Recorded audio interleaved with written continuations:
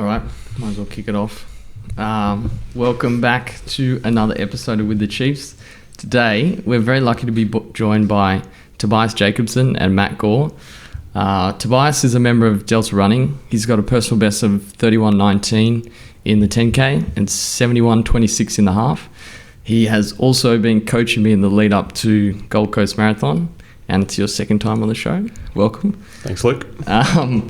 Matt is also a very talented member of Delta Running. He's got a personal best of 2:28 in the marathon and 69.57 in the half, and that was on Hocker, which we actually recapped that, and it's your third time on the show. Mm-hmm. So welcome. Good to be here, boys. Yeah, welcome. We're going to do a bit of a recap of... and we've got Dominic Bullock. Second place getter at Bondi Man. And has a shiny new PB of 2 hours 30 and 6 seconds. Yeah. So welcome, Dominic. Thank you. It's a pleasure to be here. We are going to do a bit of a review of the training block. We'll go through the race recap as well. But first, let's just start off with catching up over the current week. What's been happening with you, Matt? How you been after the race? It's been pretty bad. I've felt like a vegetable most of the week, mentally rather than physically. The legs kind of feeling okay now, but I was a bit sick going into Goldie, obviously, and we'll get to it. Buried myself in the race, and since then it's been pretty grim. I've slept like 12, 13 hours most nights, still feel exhausted, been getting migraines most of the week. Starting to feel a little bit better now, but it's been pretty rough, and I think it's sickness related, but yeah, it's been probably my worst recovery post-race ever, I'd say. So you were obviously sick before the race as well? Yeah, I was sick in the lead up, probably about the 10 days before, and then I'd actually felt like I'd really broken the back of it, and then on the Friday and Saturday I was feeling back much more back to my normal self, which is why I kind of agreed with my coach that I'd go out and, I just go and race as if I was 100% because, we were up there and why not? And I was feeling okay. But obviously, it still sits under the surface a bit. And that's, I think I've just taken my progress back all the way to the start. Yeah. And actually made it a lot worse. But that's okay. That's the price we pay. That's fine. Which is understandable given how hard you push yourself, but we'll go into that. Yeah. What about you, Dominic? What's been happening this week? Yeah, I guess similar. Maybe not quite as bad as Matt, but I had a little bit of a cold going in, and I think I was feeling pretty bad on the Friday and Saturday, and I think I was just in a shit headspace. I was like, fuck, I've done all this training, now I'm sick. Yeah, that'd be super. I felt so sorry for you at that point. Yeah. So I was almost tempted, knowing that running was just gonna make me feel so shit after to not run, and I was just kind of weighing it up in my head, what's the point? Am I even going to achieve my potential? Fortunately, it all worked out and ran well, but this week's been just a bit of a cough and runny nose and stuff, but nothing too bad. Okay, so you haven't you haven't gotten worse? No, it's just lingering. I feel fine. It's just the cough and the nose. It's still there? Yeah. How'd you feel after antics on Sunday night? Yeah, that was probably the worst part. Just being hungover. King of Cavalab over here. Yeah. I went to bed at 10 p.m. and there was no chance you guys were anywhere near bedtime at that time. No. Well, we were debating whether or not if we went back to where you guys were staying, we probably would have not gone out, but we ended up going out. Yeah, I'm glad Jess was there. She was pretty up and about. Yeah. Yeah, local knowledge, yeah. Yeah. Yeah, I've seen some of the videos that look pretty wild. So. The one with the fluoro. There's what are even those things? I don't know, it was little lightsabers or something. Yeah, lightsabers on the dance floor. Dom's just But everyone just looks exhausted. My legs are so sore. And then Chris Gatt on the pole as well. Oh yeah. Yeah, but that was fun. I honestly don't know how we That's an achievement in itself, still being out. Like, you guys were out to like 1 or something. Yeah. No, it That's was a lots good of night. fun. I was falling asleep at the pub at like 7 p.m. Yeah. And, like, Yeah. getting to 10 p.m. for me was massive. I was like, Yeah. Well, they always say that everyone always talks up the beers afterwards, and like I'm fucking exhausted. Can we like go to the pub next week or something and like have a proper session? Yeah. Yeah. No, it'll be fun. yeah, it was good. What about you? What's happening with you? Yeah, I feel like a bit of an imposter being here. I didn't run the marathon last week. But yeah, just easy running this week. Yeah. Did a session, been yesterday, so feeling all right. Trying to get fit again. So. Yeah, how was the sesh? What did you do? 2K reps? Yeah, 4x 2K. Yeah, felt all right. Sort of progressed it down a bit. But yeah, just haven't really been training too consistently. So now I just got to try and focus on bringing in more sessions because most of my running's been easy running. So Yeah. but yeah, no, it's okay. Not too bad. Are you announcing that you're targeting a marathon, or? I might, yeah. It's still too early to tell. Talk to me in a couple of months. I'll just get the footage from. Yeah, no, I think hopefully if we can get some training done, try and look at one early next year. So Yeah, we don't have. Which one? try and look maybe somewhere in Japan. Yeah, that'd be cool. Do the one that Kiak did. Yeah, what is that one? I'll come back to you on that. Yeah. But that was so good. It's like perfect conditions, and it just looks like it was like downhill for 40Ks. That sounds pretty good, yeah. Yeah. He ran so well as well. He ran so well. Yeah. Okay. What was his PB? Do you remember what it was? I think he'd snuck under 3 before, so maybe it was like 256 or something from like 10 years before. Yeah, right. When he ran like 253. Yeah, Wow. that's awesome. That's really good. Having not cracked 3 hours in 10 years. Yeah. Wait, are you racing? You got any other? City Surf, you're a big fan of City Surf. I'm not doing City Surf. See how instant that was?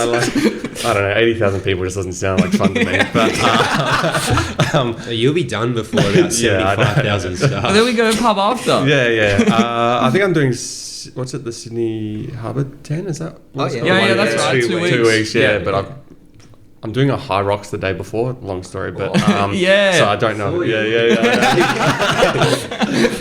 So yeah, I'll just probably do that more for fun, and then I think I've got a 10K in Brisbane in September. That would be hot and humid. Yeah, so I'm not actually sure what that one is actually called. I just know I got entered into it by my wife, so I've got to do that. So yeah, I'm not. Okay. Yeah. I wish my partner just entered me into 10K races. Yeah, he doesn't do anything. I don't enter races if my wife doesn't enter. We're like Gold Coast. Where are you staying at Gold Coast? Oh, I don't know. Are you in Gold Coast? Oh, let me check with Kate. It's like my brother. He doesn't even have a calendar. But are you going to do like a benchmark at Sydney Harbour? Or No, I think I'll just do that more of as a tempo run, and then maybe the one in Brisbane I might do a bit more of a benchmark. Yeah. Okay. All right, very good. Obviously not heaps happening this week for us. Actually, I did go for a run today. So we were saying before, I felt like my DOMs had cleared, and that was giving me like the signal to be like, oh yeah, you're right to go back to running, but no, the legs just feel super weak. Where were the DOMs for you guys? Quads, calves are okay. So I had no DOMs in my quads, but my calves were cooked.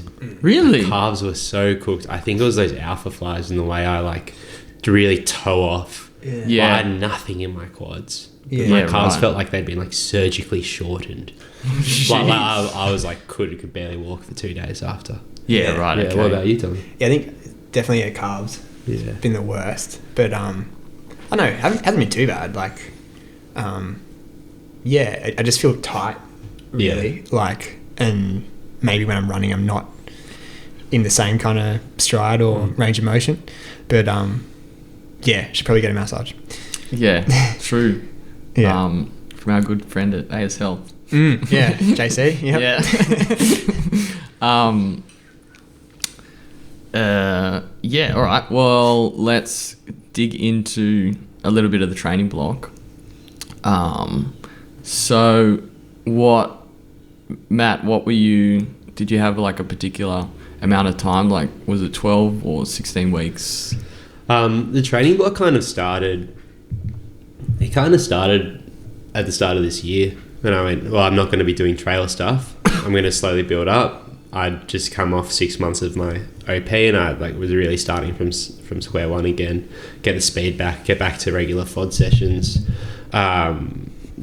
There was kind of an emphasis on building up to Sydney 10 and Sydney half and the Hocker half, and get that speed back in. And that was derailed a bit when I strained my hammy. I think February. It was it was a session before the state 5K, so I think that would have been early Feb. Yeah. And so then I didn't do a session for 6 weeks, I think, but I could do easy running for a lot of it. So I continued to get my mileage back up whilst the sessions were delayed. By the time I came good, it was like 4 weeks until those faster races. So I worked on getting a bit of speed back by then. It wasn't as fast and as fit as I wanted to be, obviously, but we never are. Did those two, and then it was from there. And I was already starting to introduce longer sessions on the weekends, which were half marathon specific, but were effectively shorter marathon sessions. So instead of being the 40K runs that I was doing towards the end, they were 25, 30Ks, but 15 to 20Ks of work at half marathon down to 10K pace instead of marathon down to 10K pace. Yeah. Or even half marathon down to 3K pace at some stages. They were very hot, but shorter. Yeah. And then did that, and then after Hocker half, kind of pivoted and went, all right, it was 2 months. So then I had the program ended up being, I had 5 big longer sessions. Those sessions, which were brutal, and one of them, my hammy flared up again, and I took it as an easy down week. I think that was the 3rd or 4th week, maybe the 3rd week. So it ended up kind of just being that build with the final 6 weeks of just really hard marathon sessions, and the track session with Delta on Tuesdays, hill sessions on Thursdays, big session on Sunday, easy running in between. 3 or 4 of those weeks my mileage got up to about 150 Ks. The other ones are about 130, 140. I think the down week I did 120 or something, so it's pretty good mileage. My legs coped with it usually pretty well. I usually start to get plantar fasciitis issues when I do over 140 Ks a week, but it was kind of holding up fairly well. Yep. So I was pretty happy. I definitely wasn't a perfect block, but it was fairly good, all things considered. Yeah. How did you find doing the somewhat shorter half marathon based stuff early on? Did you enjoy those? Or? Yeah, I did enjoy it. I think I really struggled. I'm just not super fast, so I really struggled to kick down. And in a lot of those sessions, it was 10K down into 5K down into 3K, and I'm just not that different across it. Something I've talked to my coach about. A lot of other athletes, particularly with top end speed, but don't have the endurance base, they're the difference between their 5K pace and their marathon pace can be huge. Yeah. Whereas for me, my 10K pace is 310. My marathon pace, should be 325. It's 15 seconds a K difference. It's not a lot. And your half pace is? And my half pace is 320, 319 or something. Yeah, yeah. On a hilly course. Yeah. So we close the and I don't think my 5K pace might be 305, say. Yeah. Something, but so that's 20 seconds per K difference, which is kind of my understanding, what the professional runners are about. He says it's about 5 seconds per K difference between 5K to 10K, 10K to half marathon to marathon. Yeah. But because I'm not a professional runner, really what that shows me is that I just don't have that hard kick. And really, I think, and we've had chats, and what I'd need to do to become a better runner is to go do 16 by 400 meters and really work on that top end speed. Yeah. But it's just something that I haven't fully committed to, and I don't think I will, because it's just it's not really my where I want to be in 5 years is not being able to run a really low 15 or a sub 15, even though I should be capable of it. And if marathon was my focus, that's what I would do.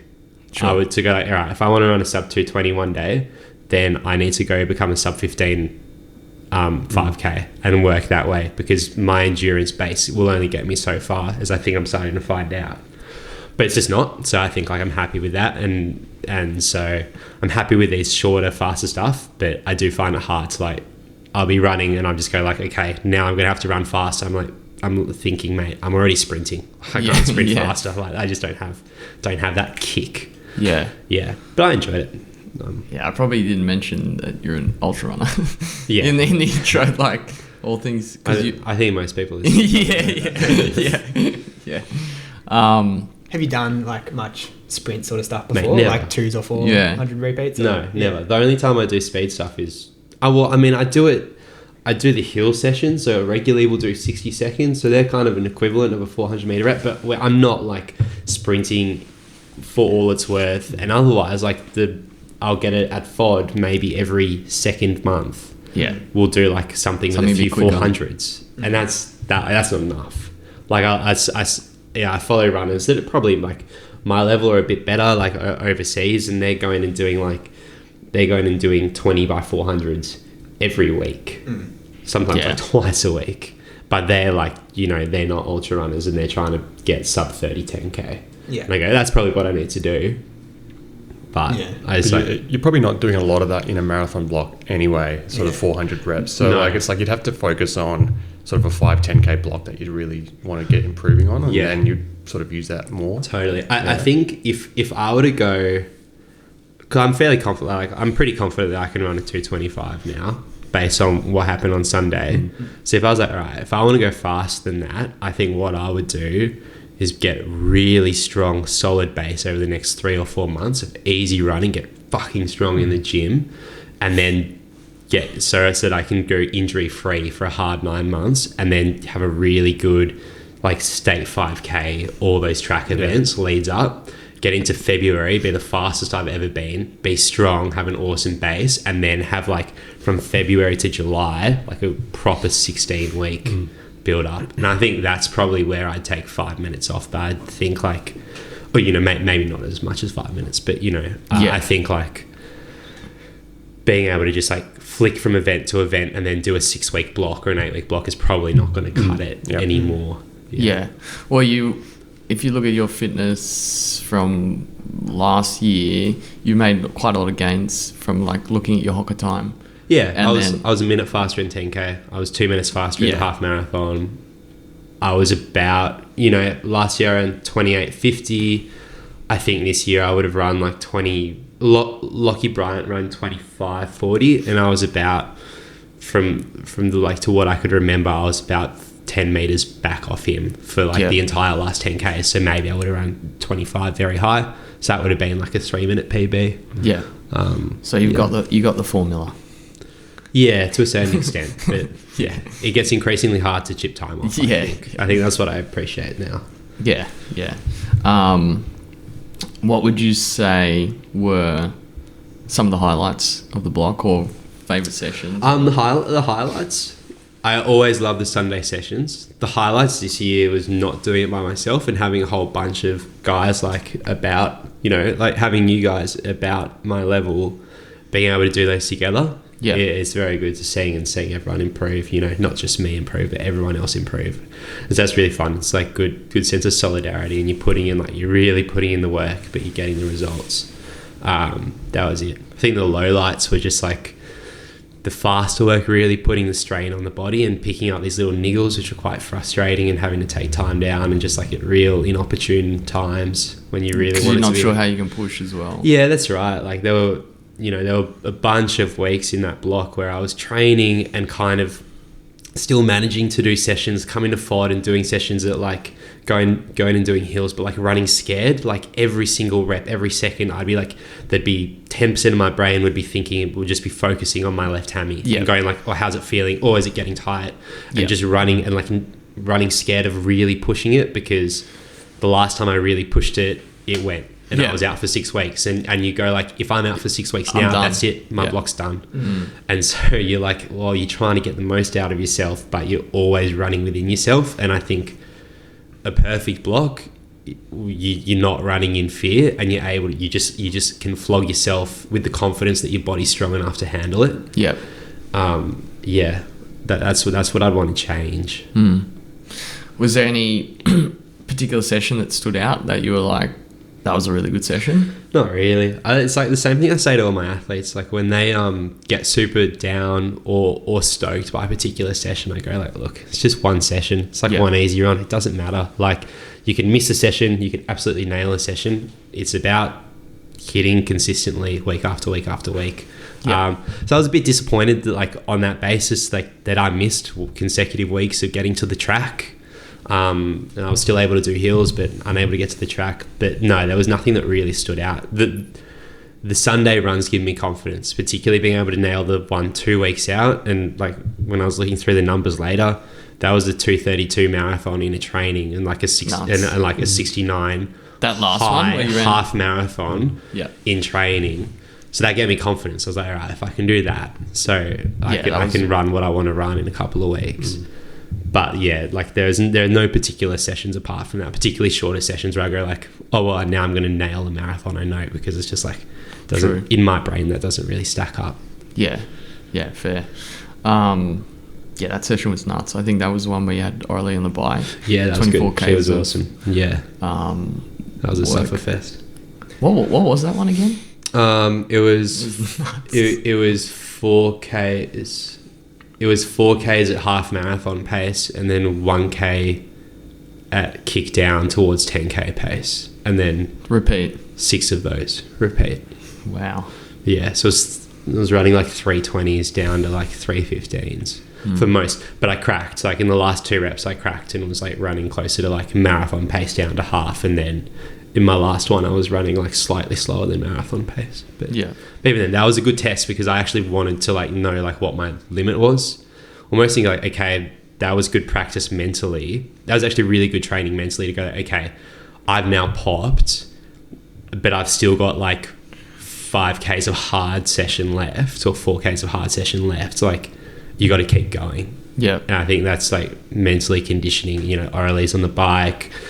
I know that coach is going to be looking at my splits after. Like I would keep myself honest, turning around at roads and running back into that little headwind there and going like, well, this is practice because you're going to pop on race day. And then it's like, how hard can you keep running? And so instead of just going like, oh, I'm going to, you know, like I got running mates that will like go, oh, I popped, like I'm just going to call it a set early. Yeah. You know, like, and, you know, it happens. They go, I'm not feeling it today. It's like, well, doesn't matter because like on race day you're not going to be feeling it at 38Ks, right? But you still need to run hard. Yeah. So that was like the perfect session almost because I ran hard, I ran well, I popped, and then I taught myself, or like I reminded myself how to like run super hard through it.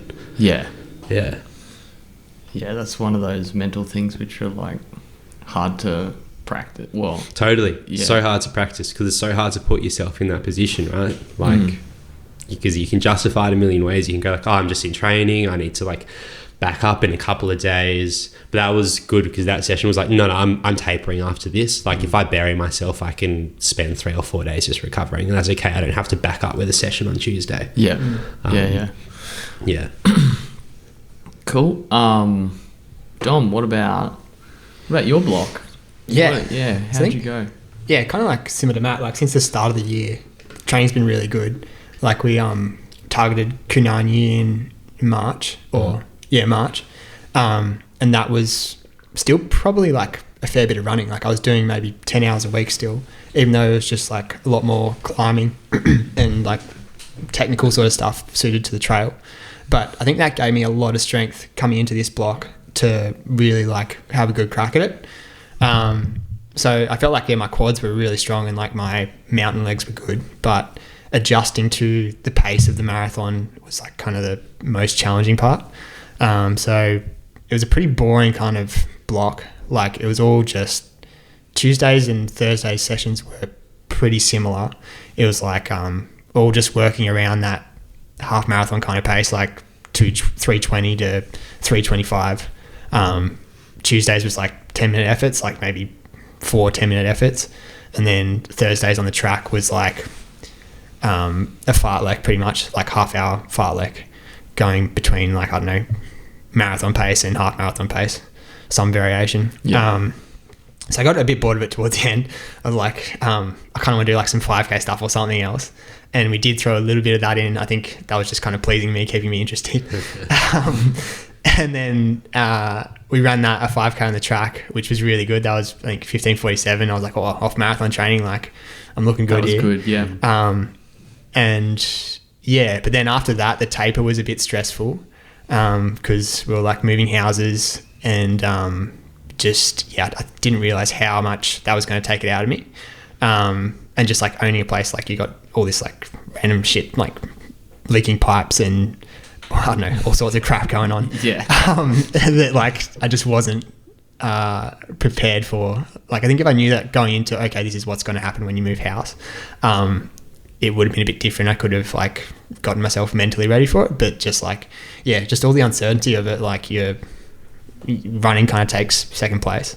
And also like in a taper, you want to be like, you're like physically resting, but like mentally dialing in. Yeah. You almost want to be like going like, okay, like particularly for like a marathon, it's like, okay, everything is building up to this race. Like I'm sitting here resting so that I can absolutely nail this in like 6 days, in 5 days. And when you're like dealing with life, which is what happens when we're all amateur runners, it can be hard. It's kind of like, oh, now I'm not running, and also like I don't care because like I got to fix everything. And, yeah, exactly. And then Beck got sick, I think, because she was like stressed as well. And then living with like a sick person, sleeping in the same bed. Were you stressing? Were you like? Yeah, well, it was just like even more stress, and it was like it was a ticking time bomb. Like I knew I was going to get sick. Yeah. And unfortunately, it was like a couple of days before the race, so I was like, oh, I think I'm starting to get sick now. Were you like? No. Yeah. Wait, did you try sleeping on the couch? No, I saw your I Instagram where you I did a whole week of sleeping on the couch. It didn't help.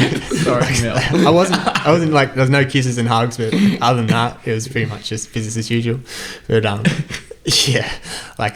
didn't help. But yeah, in the end, it worked out all right. And It certainly did. yeah, the favorite session, I think the block was very conservative. Like I felt like I was running within myself for most of it. I tried to do one session with Matt and it didn't work out well. But because That was early. That was early on. yeah. And there was one session where I was like, I just need to find that mental kind of confidence booster. And I kind of like went out and didn't follow the plan again and was like, oh, I just need to prove to myself that I can do this. Yep. So I was running like 3:30s for like 2 5K efforts and 1 7K effort, which is like quicker than marathon pace, and it's like 17Ks of pretty good running. And after that I was like, okay, like I made myself hurt then and I was feeling pretty good, like we've got this. How far out was that? That's still a fair way out. It's like maybe 6 weeks out or something. But yeah, the taper was maybe not a bad thing because I felt like we probably spent 4 or 5 weeks where we weren't really doing anything too hard. And I felt like because of that, even though I got sick, I was still able to really rinse myself on the day. And especially once we got to like 30, 35 Ks in, I could just remember like Berlin when everything kind of fell apart and I wanted it that much more to work out. Yeah. Like you've done well to get yourself into this position. Just keep toughing it out a little bit more and then it'll work out. So yeah, I was pretty happy with how it all went. Yeah. Low points of the block, assume. Yeah, low points of the block. Getting sick. Yeah, getting sick, and just the last like 4 or 5 weeks was There was a bit of sandbagging going on in a few episodes towards the end. Yeah, exactly. Well, that was the worst part for sure. Wait, what do you mean?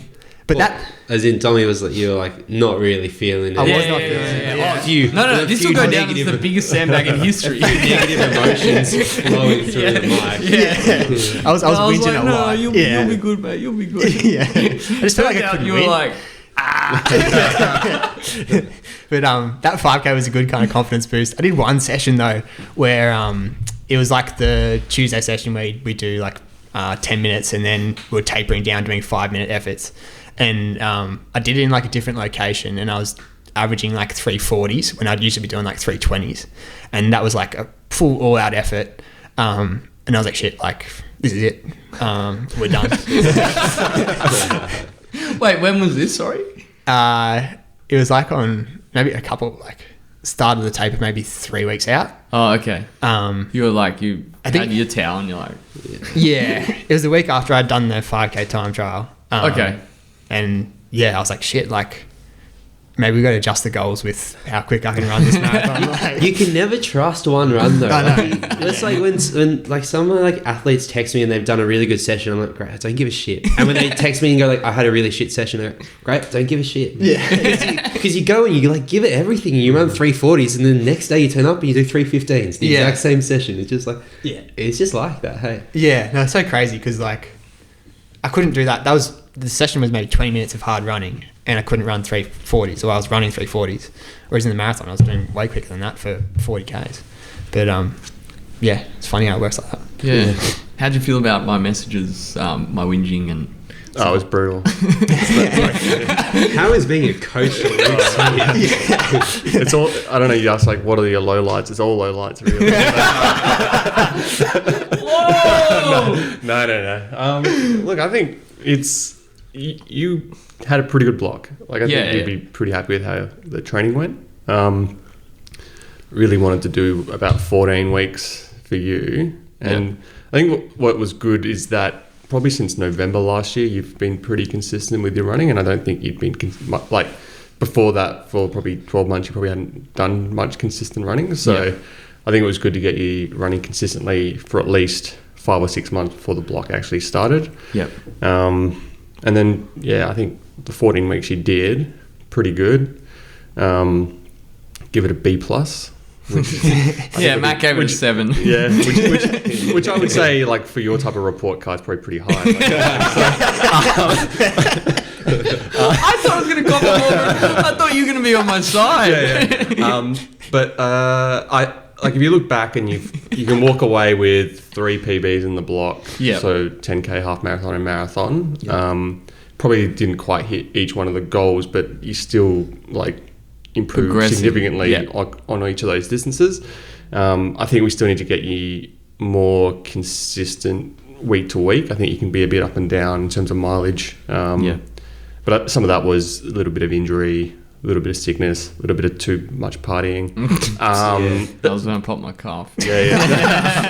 Well, wasn't it also the week after Hocker Half where you like just didn't run for like 3 days and TJ sent a text? Why would you bring that up? Look at Matt, he's getting up right. That's exactly what I did. But in fairness, it was your 30th birthday, so like it was like a But big... I can see you like seething. I was like, I saw it the day after. I saw Matt's gone and run a 15K run, and you're just like, I can't be bothered running. So I was like, pretty To be self-inflictedly fair, I wasn't cruel. drinking body Red Bulls. No. Raw. But I think it was probably the Wednesday you still hadn't run, and I was like, oh, what is this guy doing? No, because you're like, mate, this is part of the training, is the discipline to get out even for the 45 minute. Yeah, and then I was like, true. In the second half of that week, you're like, I'll try and catch up the mileage. I'm like, there's no point trying to catch up the mileage. And now just like, you're going to probably get injured doing that. How many throw the phone at the wall moments do you reckon there were? I think 3. That's very specific. Yeah, I can think. I think one when I was in Japan and you did your calf, and I said, do not do a session. And you went out and did a session. I was like, this guy, I can't believe it. I wore my Nova Blast so that it would like slow me down. Then it was that week after your 30th, you didn't get out and run. I was like, he's not taking this seriously at all. And then it was your first week of taper, and you like just did not follow the program at all. And I was like, what is going on? Like, I get it, it's taper and you can relax a bit, but mentally you got to be very switched on. But it's more about getting the body right. And you just sort of took the piss a little bit. But it's funny, you don't voice this. I just see the little green ticks on WhatsApp. You know when I'm a little bit. I do. So, and then I try and recover like. but what I will say overall, very good block. Yeah, thanks. Yeah. B+. Yeah. No, it was you've come a long way. You've improved a lot. So I think you can take a lot of positives out of that. I think there's areas we can probably change your training a bit. I think we didn't do enough threshold work, which we did last year before City to Surf when you ran very well there. So I think if we can get more threshold training in. Like you're talking controlled. Yeah, like 1K. those like 1K reps, 2K reps threshold and just doing like lots of them. I think you can you find some improvement there. And then, we just have to think about race day, how you can sort of, I think there's the mental side for you, not just the physical side. And I think if you get the mental side right, you can probably find a bit of time there as well. So is that your way of saying I'm weak? No. I think you run the race a lot in your head before race day, which sort of psychs yourself out a bit. But that's a whole other conversation. No, I think you're right. It's been a very good block. Like you said, I hadn't really. Once I stopped getting coaching from Sally, I would say like when I was just for about a year, maybe, like you said, I was probably all over the place, not holding consistent volume and that kind of. It's probably because you were training with me a lot of that time as well. No, I don't think I didn't have that like discipline or consistency, or like I struggled a lot more with it than I did for this block. Like I think there was a much bigger emphasis on that, obviously being coached by Tobias, who's big on consistency, and I think that was a big thing for you when you were like running your PBs and stuff like that, is just ticking off consistent weeks over a long period of time. But there was a lot of good long runs in the block. We didn't do, like, we probably did maybe like 5, similar to in those last eight weeks or so, which started to give me a lot of confidence. When I ran Hocker, I think that was pretty, like I was pretty happy with that. Yeah. That was a strong one.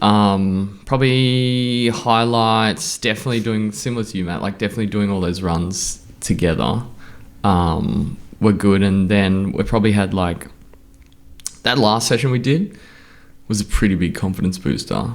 Like the 5x5K. 5x5. Because I was able to progress at the end, and I hadn't really been able to do that before. And I felt like I channeled like a lot of the mental side into that, because it was obviously it gets pretty tough, and I thought doing that would sort of put me in a good place for the race, but I'll talk about the race after. Then probably also that session we did, I was really happy with the week where I did 3x5. You loved that session. Yeah, that was good. that was your last Yeah. 5K was very good on that. Yeah, day. 16:30 or something. And I really and that was like hard. That was like getting that turnover, which you've talked about quite a lot, Matt, where I felt like I did that. I was able to do that myself, which I really, really enjoyed. What else? Delta Camp was really good. Yeah, Delta Camp was really good. You would have loved Delta Camp, Matt, I reckon. Yeah, when they move it to the snowy mountains. Yeah. Maybe you would have just liked the banter. Low points. Can you pick it for me? No, I don't know. Okay. No, just by the messages, like the crying on the messages and stuff like that. No, No, it was probably. Yeah, definitely when I popped my calf on the dance floor. I was like, what the hell am I doing with myself? Like, this is ridiculous. This is ridiculous. This is ridiculous. And that weekend I knew he's going to like stuff himself over, and that's exactly what you did. Yeah, you knew. Yeah, you were like, don't go too hard, mate. No, you were man in match that weekend. I was best on ground, wasn't I? Yeah, Dom, you were right next to me for that whole night. And we won't, anyway. Best on ground, but stretch it off. So I don't know. Like it was. It was rough. I probably could have just left that out, to be honest. But then like having issues with hamstring and overstressing, I would say, because there was a bit of a moment there. How far out do you reckon that was? Probably like 8 weeks out? 5 or 6 weeks. Okay. You had a down week, and I probably thought you shouldn't have that week. Yes, we had. So, I thought I thought maybe it was just more of a load from marathon training rather than sort of the tendon really getting any issues. Yeah. Yeah. There was a bit of overstressing, I would say, because like it was manageable-ish. But then again, like Matt said, I was just stressing about like if I keep pushing it, is it going to like get worse and put me out sort of thing. It's such a fine line with like marathon training. It's just like overtraining. You need to be overtrained to lead to adaptations, but like when does it become injury? Yeah. When you like start, and it's not even like you flick the switch and suddenly you're injured. It's like you start to pick up niggles, and then it's like, oh, is it getting worse or is it under control? And then suddenly like they're getting a little bit worse, and it's like, oh, but it's 4 weeks out till I teach. It's so hard. Yeah. That's why it's good to have like a coach to help and go like, you know, have that second good opinion and go like, yeah, you know. Yeah, I definitely. If you weren't guiding me, I reckon I would have made a lot more poor decisions. Like I think because you always like sort of keeping me on track to like just no, this is part of it. You got to just keep moving forward, sort of thing. Whereas like if I'm left to my own devices, I don't know. Sometimes it's not that. You just need to. It was good to be reminded of like. I find the coaches, I find as a coach myself, it's easier to see the bigger picture. And then when I'm the athlete and I'm the one injured, like I can barely see like 5 days in front of me. Yeah. I'm thinking about like, fuck, I'm going to miss tomorrow's session. I'm probably not going to hit the long run like the next day.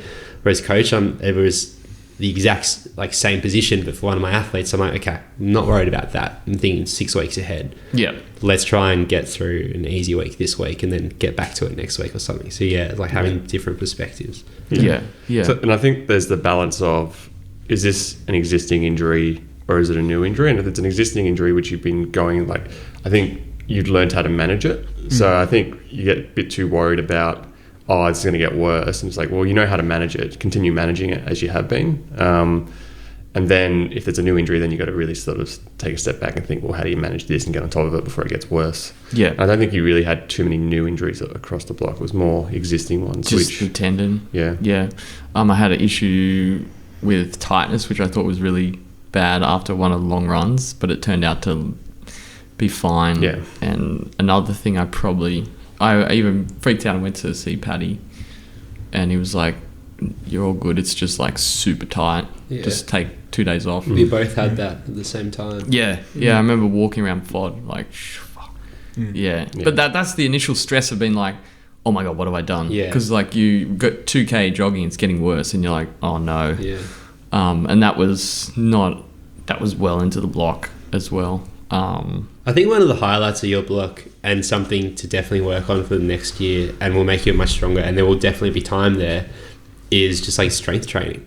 I feel like this is the first time you've gotten into the gym and you've lifted weights. Yeah. And if you do that consistently, even like once a week, like this time next year, I reckon strength training alone consistently for a year is like 2 or 3 minutes. Like that, because you're just strong, and it means you won't fade as much at the back end of the race.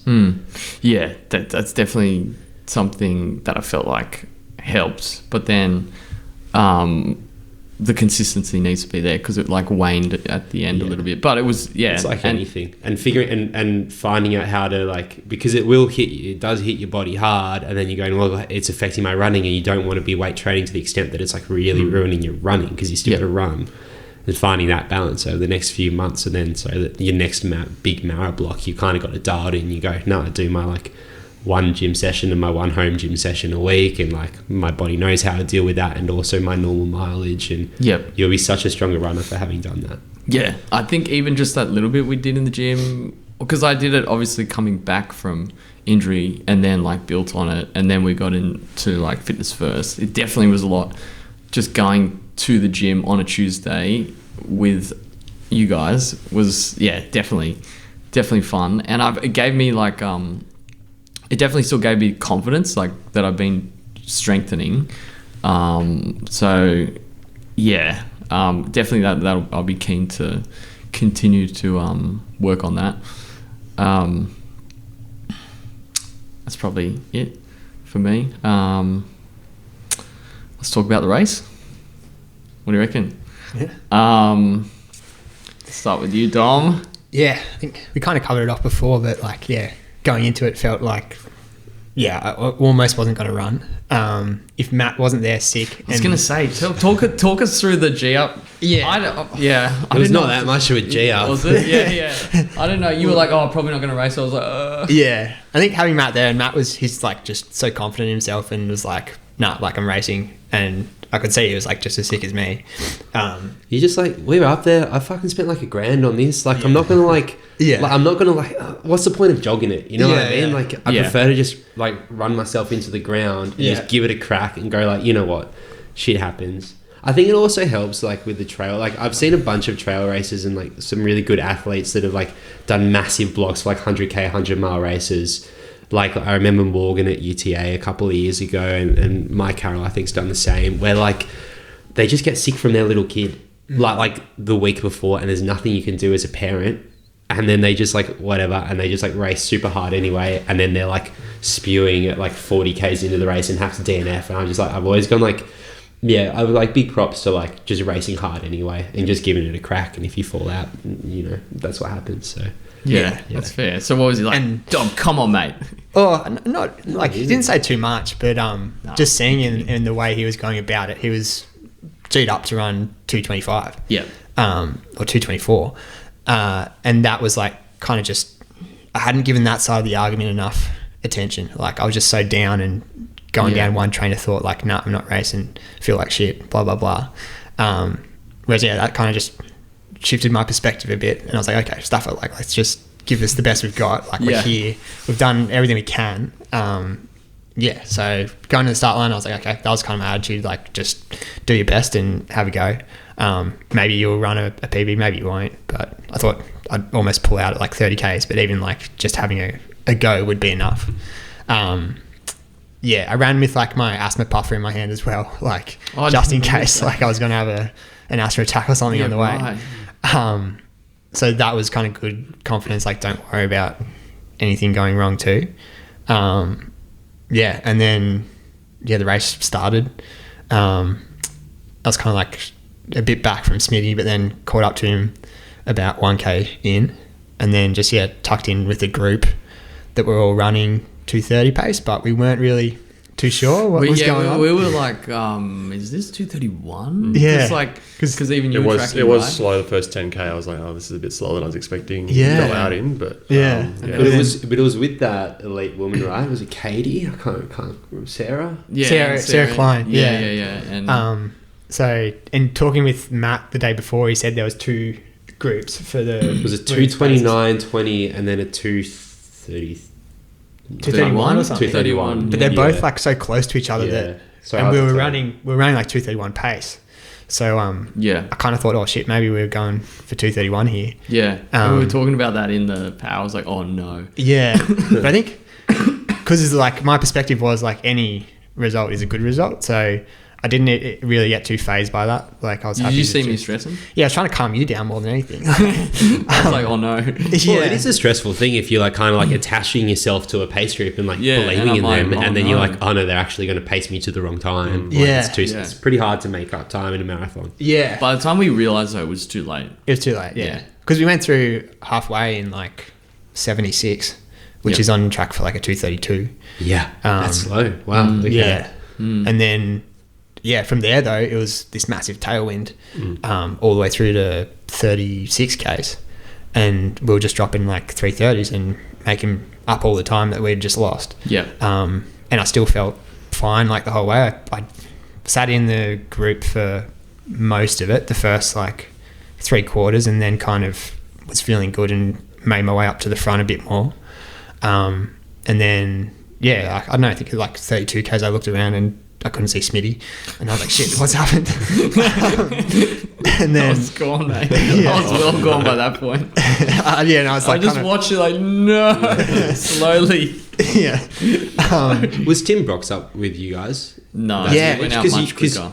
Oh, he went out much quicker, I think, and you caught up to him, and you must have passed him at some point. Yeah, because those guys, I think they got a bit concerned with the pace as well. So they kind of shot off the front. Yeah. There was like maybe a group of 6 of them that were probably going at. Into the 230 headwind pace. or... Yeah. shit.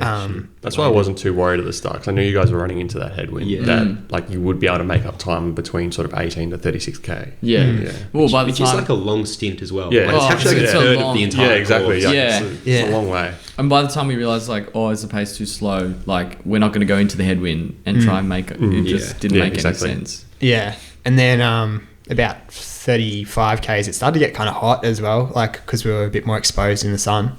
But I was still just hanging on with the paces. Yeah. And then eventually it was pretty much just like me and maybe 1 or 2 other guys in the group. You and Paddy Mac's still there? Paddy Mac was still there up until maybe 36Ks. Yep. Then we turned around into the headwind again, and it was just like me and Dion. the pace on Dion. Yeah. So good to have him all the way. Yeah. So I was pretty much behind someone for the whole race. Yeah. It wasn't until like the last K my calf started cramping, and I was kind of relying like, okay, like worst case scenario, I'll just kick down and we'll go sub 230. But yeah, it didn't happen. I ran like, I think it was like a 3:43 or something, which is where it all kind of got lost. And not running sub 230, kind of like mentally was like, fuck, like we haven't done our job here. Really? Yeah, 100%. Yeah.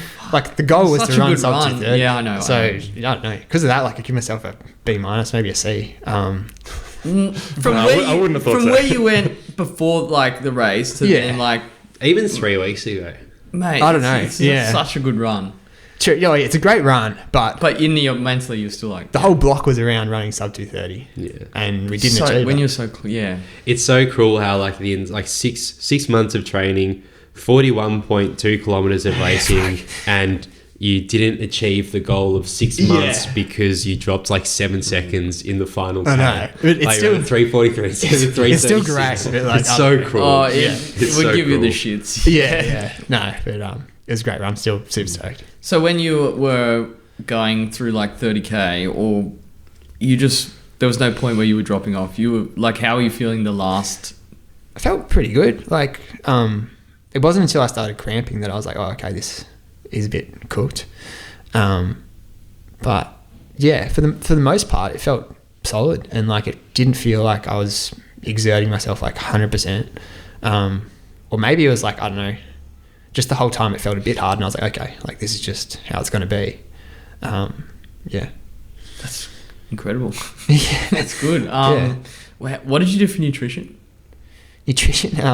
So I was planning on taking 6 gels, and then 1 gel fell out in the car or on my way to the start line or something. So Oh, no. I only had 5 gels. So I was kind of like thinking about that quite a lot. Like just get through 8Ks and then you can give yourself a gel, and like really try and like space it out properly and make sure you get it all in. So yeah, I had 5 gels. Okay, and you didn't have any issue. You got them all down fine. Yeah, got them all down fine, but I felt like, yeah, I was needing a gel, but at the time, like I had one, and maybe mentally it felt like a bit bigger of a booster, because it was like, okay, I really feel like a gel now. And you take one, it's like, oh, that's good, like let's keep going. Yeah. But it would have been better to maybe practice that a bit more, and I don't know, I should have taken more than just 6 gels probably. Yeah. Yeah. Yeah, so you didn't really like start being like, this is getting super hard till that last little bit. Yeah, I think like, I don't know, I can remember you asked me like at 10Ks, like, oh, Dom, how you feeling? I was Yeah, like, and you're like, not great. yeah, well, you didn't really respond. You didn't react. I was like, oh, you mustn't have heard me. So I think I was already kind of just like, I had like mentally, I just accepted, okay, this is going to be hard. Yeah. It is what it is. Just Yeah. do it. Yeah. I agree. Like running a marathon at that pace, like it's not easy for the first 30Ks. Yeah. Like, Yeah. so like when like it takes us like the race starts at the last 10, like it's true, but like if you go in thinking that running 3:30 or 3:35 or 3:25 is going to be easy, like it's not. And then, like, yeah, I was totally the same. I was like, no, this hurts from 5Ks. And like, that's fun. And like, I've trained to hurt for 30Ks or 40Ks. And like, cause it's not easy. If you expect it to be, Yeah. you're going to be in for a rude shock at like 10Ks. Absolutely. And I guess like, having had like Berlin and having not a great experience there, I was like, okay, like just keep that in mind and make sure you don't completely fall apart or waste this opportunity. I was going to say, what do you think the difference was between Berlin and Gold Coast that, a good and a bad race? Yeah, Berlin, there wasn't really any like pace groups. I think like the size of Gold Coast is really good, like size race.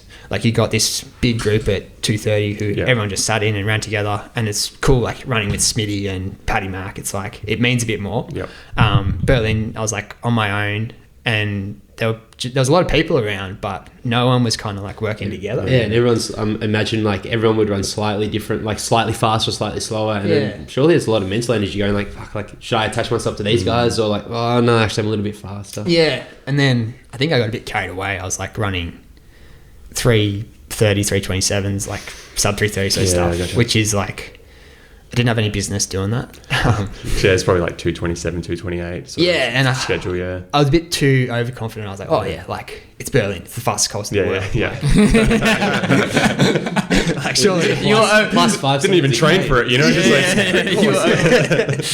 Let's run 2:15. Yeah. So I think I had a bit more respect for the distance this time around. Yeah. I actually reckon apart from the wind, which actually does hurt, like Gold Coast, for anyone trying to run like 2:20 to 2:30, it's fucking elite. So good. Like there are so many good runners at that level. There are so many awesome pacers that take their jobs really seriously because they're like pacing the elite women, and like all the guys can attach onto them, and like they nail it, and they take you all the way through, and they just nail the splits, and there's always a massive pack. Like, I don't know, people like talk to me about doing like overseas races, and they go, oh yeah, like there are so many people that finish. And I'm like, yeah, but like they pretty much hand it to you on a platter at Gold Coast. You just gotta be tough enough to sit along, because they're gonna take you. You don't have to worry about anything until like the final 10Ks, whether the groups fragment. But like it's an elite race. Yeah, no, it's so good. Like, pretty much the perfect kind of race to do this sort of stuff. Goes up 2:30. Yeah. I can't imagine a course in Australia being easier to run like a really fast time on. No, not really. And if you get a still day, like there's no wind, but 100%. Like it's everything's right there for you. Yeah, it's perfect. Good. Any other comments? Like across the line was like, thank God that's done. Felt like a bit of weight off our shoulders. I think, similarly, like I'm glad I had a coach to just lean on and like vent like throughout the block, because I was an absolute head case. So I was like, no, you're not. I know nothing about that. But like you don't realize how much of like just a mental toll as well it takes to train for a marathon. But just glad it's over, and it was a good run. Yeah, saw your dad at the end there. When did you end up catching up with? Mum and dad like completely missed me finishing. It was like similar in Berlin, they missed me finishing as well. But I think this time like they really didn't do well in spectating. Like they saw me at 10Ks and that was it. Are you roasting him right now? But no, it was great to have him up there. Sorry, too late. It's a long way to travel to see your son at 10K. But no, it's good. It's good to have like that support on course, and Tim and Michaela are out there as well. Saw them like a couple of times. Oh yeah. On course, and all the Delta guys cheering so on. much Delta like, support. The support makes a big difference as well, I guess, compared to like a Berlin. Totally. You don't have that same kind of support that you really appreciate, like when you're running and going all out like that. Yeah, for sure. Alrighty, Matthew. No, let's hear your side of the 2:30 story. Oh, okay. Yeah, fair. Okay. Going into the race, yes, I was stressing quite a bit. Actually, at the start of the race, I was jogging around trying to find a bathroom, and then I actually went to the back of the line. I don't know why, like to the D. Of the normal Portaloos. No. Sorry, the back of the start line, thinking that was the front of the start line, with like 4 minutes to go or something. Yeah. Shit. So you thought we were running the other way? Yeah, the other, like, I don't know why I wasn't thinking. Got there and was like, this does not look correct. Oh my God, this is not correct. Were you looking around? You're like saying like, oh, I got these guys. Like, In hindsight, it's like so ridiculously stupid.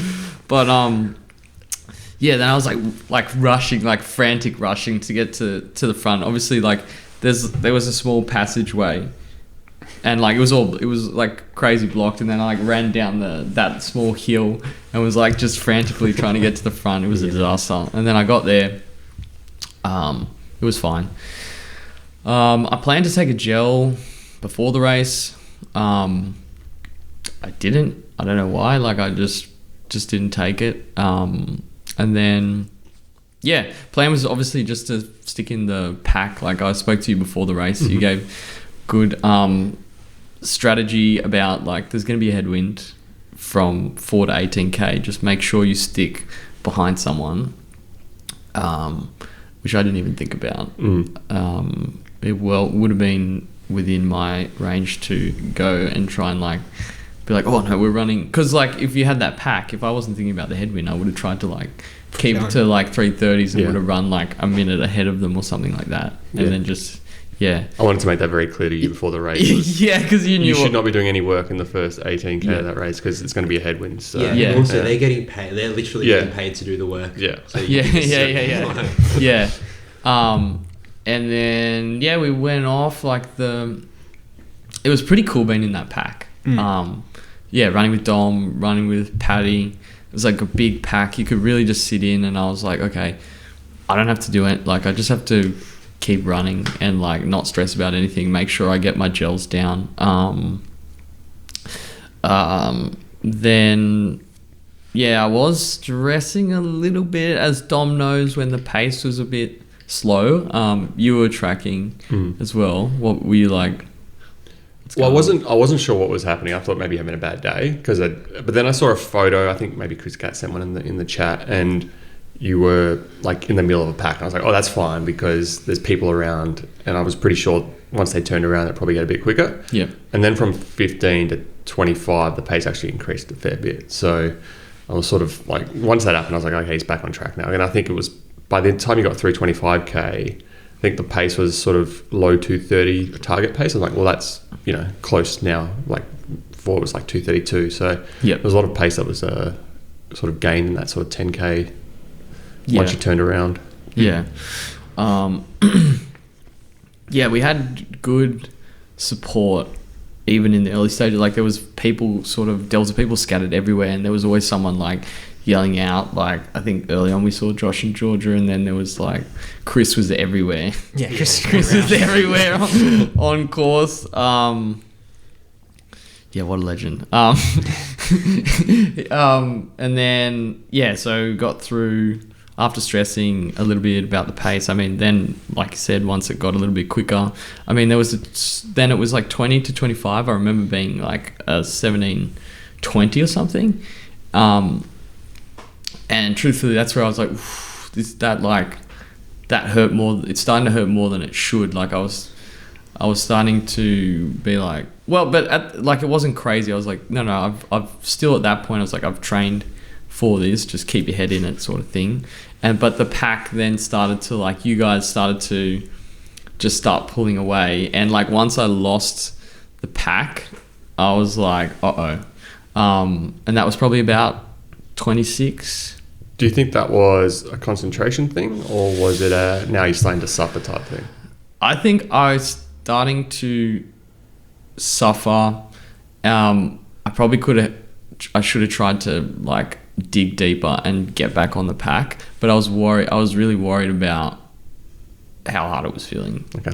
Yeah. So did you like were you sitting in the middle of the pack for like up until that point, and then slowly went to the back of the pack and then slowly drew away from you? And did you at all surge to get back on? From after 20 to 25k, I was pretty sure I was still like through that 5k split. I remember still being there, and then just slowly losing pace, and then I didn't really surge. And then once I think.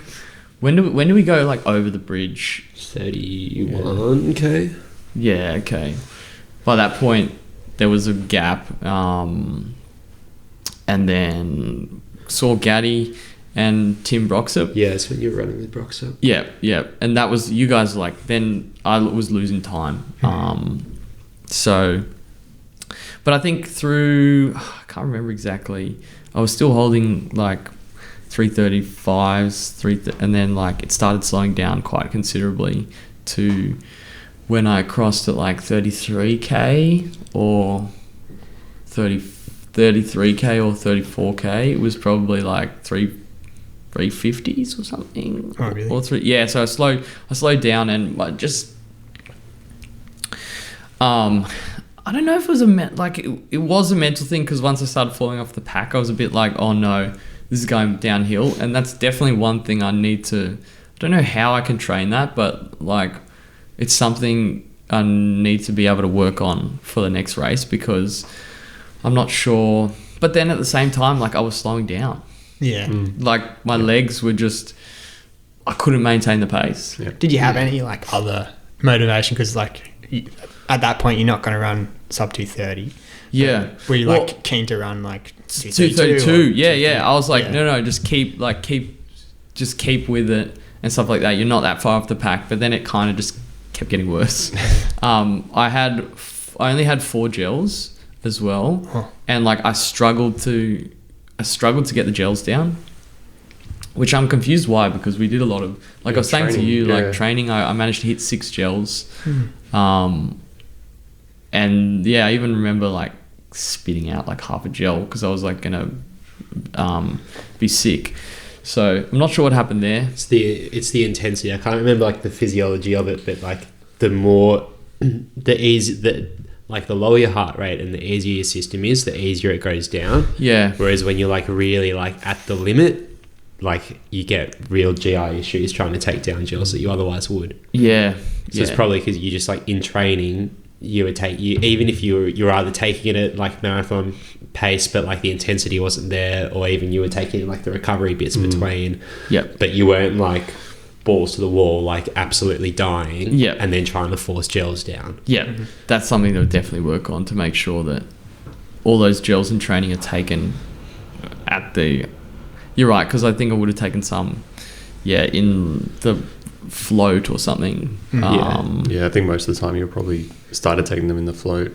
Yeah, we really got to see. And I try to take them wet, like at the minimum at marathon pace, but maybe to replicate what it's going to feel like at the end, we need to try taking them like in the like 10k kick down or half marathon kick down, when it's like, no, I'm really hurting now. Yeah. And now I'm going to practice taking a gel. Yes. Yeah, that's something I would want to work on. And also that was like, because I really wanted to take a gel, like I really wanted to hit the gels and take one like when I know I needed it towards the end. I'm not sure how much that played into it, but surely a little bit at least. But how many gels did you carry with you? I carried like 7. Oh, okay. So you had like heaps. I had heaps of gels. Yeah. I just couldn't. Once I could, like, was spitting the other one out, and then I started to like suffer. It is a concentration thing as well, like not to spiral sort of thing. Yeah. Because I probably still should have tried to take another gel, sort of like 33, 34k. Were you taking on anything else, like water or anything like that? Tim Broxup actually had some... I was taking on water, like, because people were actually passing the water around, which was really... Yeah, it's good vibe. That was really good. Like, particularly you can get the bottled water rather than it's really good. You get bottled and you pass it around. It's perfect. It's so good. And it felt like everyone was looking out for each other, like we're all in this together. It was good vibe. That was awesome. In one of ours, like one of the Japanese blokes, like he missed his bottle, so I like got a bottle and gave it to him. And then the next aid station we went through, he was like drinking out of his like tomato sauce like bottle. And then I remember he ran over to me and like, do you want it? I was like, no, I'm a little bit broke. But it's good vibe. Cool.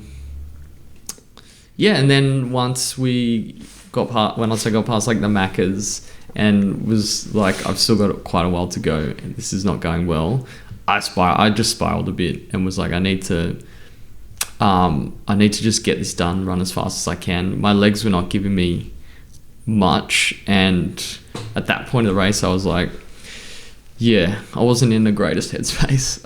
But there's that mental side I want to work on, but I also don't know how to work on it, because like I feel like we did a lot of good sessions in training, particularly those last few big long runs. Like I buried myself and really like was like, okay, just suffer here, especially like those 5k reps. So I felt like in train, but in the race I just it didn't come together like that sort of thing. So I listened to a few podcasts with like elite sports psychologists, and they just say it's just practice, right? It's like we need to train the mental side like we train train the physical side. And like, yeah, you might have had a couple of good sessions where you've buried yourself and done that, but either you've kind of like felt good and been able to bury yourself in a good way, so it's not really practicing the mental side of it. Or even if you were like, say maybe in this block you practiced it 5 times, like it's like, well, what if you had 5 good physical runs? It's not enough. Sure. And they always talk about how you got to practice, you got to know what your strategy will be for when it starts to fall apart. So like, and they say that for, not universally, but for most people, like positive self-talk is what gets you there. And this is all in the ultra scene, but I think it totally translates to like road marathon runnings when you're in the hot locker. And it's stuff like knowing why you're there, knowing what you want, and like having practice like what you're going to say to yourself in the moment, so that when you drop off from the pack at 26Ks, you're not going like, fuck, like how am I going to, like, it's out the door, this whole block's for nothing, because then you spiral. Yeah. It's being able to go like, no, I've set myself up well here. I'm hurting now, but I knew I was going to hurt. I want to hurt. What I really want to be able to do is have a strong 10Ks where I hurt in the end and go, okay, this was my plan. I knew this was going to happen. I'm going to try and limit the bleeding to like 3 seconds a K, or stuff like that, like having a strategy and being able to fall back. Because I think like road runners typically, haven't practiced that. And trail running and ultra running, you need to be able to do that, because if you can't do that, like it's such a long race, it's going to be like a disaster. So like Dom and I probably are much better at that than most. Yeah. But it's certainly something to like, okay, like, because you can't just expect it to all go well. Like I was like, I hope that I'm still on track at 30Ks, and then for the last 12Ks just fucking hurt. Yeah. And just get it done. Just like hurt and work through it, because it's only like 35 minutes of pain to suffer through. Yeah. But like I knew that was coming, and so when it hit, like I could like go, okay, this is like, you're here, you're like 6 months of training is for the next 30 minutes. Like you got to prove it now. And that's like, and then so even when I was suffering, like it's kind of not like, oh, it sucks. Yeah. It's like I was ready for that. And all the sports psychologists say it's like a massive thing. You got to train it, and like mentality is like so much in there. Like there are minutes there on the mental side of it, but it's really hard to train, and none of us ever talk about it. Yeah. So I think that's probably something to work on. Definitely. Of like going like, okay, like why am I here? What do I want mentally? What's my strategy for when it starts to go wrong? So like you're not figuring it out on the fly, and you can just fall back. And you go, yeah. No, I definitely agree. Yeah. I think for me, like Berlin was like a really kind of sore point, and like I use that as motivation a lot. Like because when I blew up in Berlin, like it was some of the worst. Like I felt like I was cramping and just like absolutely hobbling, and it hurt a lot. And I was like, okay, like it hurt that much in Berlin, like this doesn't hurt that bad, I'm still running fine. But I used that as motivation for that last 12K a lot. It's funny. I remember like after I did my first 100 miler and I was in so much pain, like I like shuffle walks the last like 20-30Ks because I couldn't run. Like I was fucked. I had this like crazy tendonitis which took months and months and months to heal, where I couldn't really walk, let alone run. And then at that stage of my life, like you might have heard of Kadumba, there was this mountain this valley in the Blue Mountains, which up until that point I'd never been able to run it fully. I'd always had to walk. And like 6 months later, kind of when I was back running, I hadn't really run properly. The first time I went down it, and then like my fitness was way worse, I ran up at the first, like no dramas, because I was like, I remember like viscerally how much agony I was in that 100-mile race. This like DOMS, or not even, this lactic and pain, fucking nothing. And then like as soon as I realized that, like I've been able to run it every time since. And I actually think like getting better at ultras is like going like, nah, I've suffered this bad and I got through it, and I'm actually like, I know I can suffer this bad. And like I think it translates a lot to road running, and I think you'll find the same. Like you've gone, I've suffered in Berlin, like I know what it feels like. This is not that bad. I can keep going. And like you'll have that. You'll have like, maybe next time you're racing, you go like, nah, I remember how much I suffered in Goldie. And I pushed through. I think it's definitely the race. Like I was still proud of like getting it done and stuff like that. Well, it's and a PB. like, and it's a PB, and like just knowing like how I was not in a great mental state during that last, but like you still push through and you still get it done and stuff like that, and I was still proud of that. It's a pretty cruel way to do it as well, because you got the headwind from like 36. But I was really like, hard final season. when you're like falling off pace that bad, like your mind is going like, you can probably drop out. Like, what's the fucking point? But I was like, no, that's how but I was like, no way in hell. Do you know what I mean? But like that's what my mind does, at least. It tries to be like. Did you have anyone to like latch onto in that bit? No, actually, when I saw, even though I started to fall off the pace, it was good seeing Tim and Gaddy at that point. But then I saw Gaddy again at like 40k, and like I was obviously going to finish, but even that just gave me such a lift. And he was sort of talking to me and stuff like that, and that was super helpful. But when I crossed the line, I was still like stoked. Like I was still like, this is just an awesome thing to do. Like, 100%. So I was like super happy, and then like I didn't know what you ran as well, so I was like trying to find out like what you ran. And then I caught up with, I can't remember, because then I saw Paddy, who had like a phenomenal race as well. And like everyone's just super stoked. Obviously, actually was also terrified when I saw you. Oh, did you see me? Yeah, I saw you. Oh, yeah. But you'll talk about that. Definitely. But like having that result definitely motivate. Like I was keen to like. We were already talking about next marathon, and I was like when can I have another crack, sort of thing. And I think it'll inform a big part of the next block that I do as well. So it's very motivating, because I wanted that to be able to like achieve that much more. So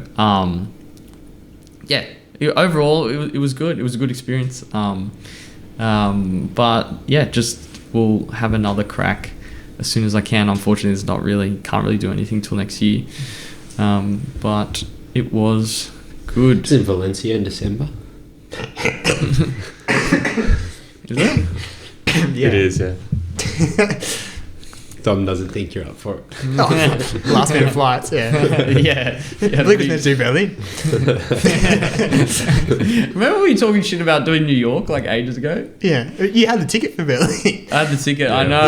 You have a ticket for this year's Berlin. No, I had a ticket last year. Never did it. Yeah. What did you think about the race? I thought you executed pretty well. Like the first 25k, you did exactly what the plan was. Like it was always going to be tough after 25k. It's a marathon. Like you either hold on or you don't. You didn't completely blow up. Like I thought you fell off the pace, but you still stuck at it, and you got to the finish line, like within like a reasonable, gap from what your goal pace was. And I think the nutrition, like not being able to get all the gels you wanted, probably impacted that last 10k for you. But overall, like you didn't, like when I look back at your Melbourne marathon, where you've gone out at like a 2:27 pace, like the first half, and there was no way you were going to run that. This time you stuck to the plan, you knew realistically where you would finish. So I think you were probably in shape to run around that 2:30. So you did that well. And then I think it's just marathon's tough. Like it's gonna suck in the last 12k. and you just didn't have it on the day. But I think you get another block done, follow the same sort of process in terms of the way you race. I think you can find that 4 minutes to get under that 2:30. Like I think it's there pretty easy. Yeah. Would you target 2:30 again, or? Yeah. Okay. Yeah. I think you're capable of it. Yeah. But You ran what time I ran at Hocker Half last year, and I ran 2:28.50 last year. yeah, surely though, like I'm kind of calling this the sub 2:30, and the next marathon block I'm going to do, probably going to go in for 2:25. Yeah. I'm going to, knowing how my last 2 marathons have gone, like all I'm going to do is just try and learn from that, and then like do another like block, improve on the block with consistency, and then I probably won't be, I mean, who knows what fitness will, but I think the goal will still be to get a sub 2:30. Yeah, I think if you have another good block, you shouldn't be scared of going out at 2:28, 2:29 pace for a marathon. Like I think you would have that in you. Just you just got to find that consistency in training in the lead up, and then see how you go. Yeah. Are you more thinking like just behind, or like you would go out quicker? Well, I think I'll go out at 2:25. Maybe go out at like Yeah. Go 2:26 pace and try and kick down again. Yeah, because yeah. I think like the way I ran this marathon was pretty spot on. No, And, 100%. yeah, I think that's the way to do it. But yeah, that'd be the goal for the next one for sure. Yeah. But yeah, for me it'll be 2:30. Yeah. Yeah, definitely. Matthew, Yeah. talk us My through. time. Yeah, talk us through your race. Yeah. It was a pretty good race, I think. I'm pretty happy, all things. Oh, maybe not happy, but like proud of how it went.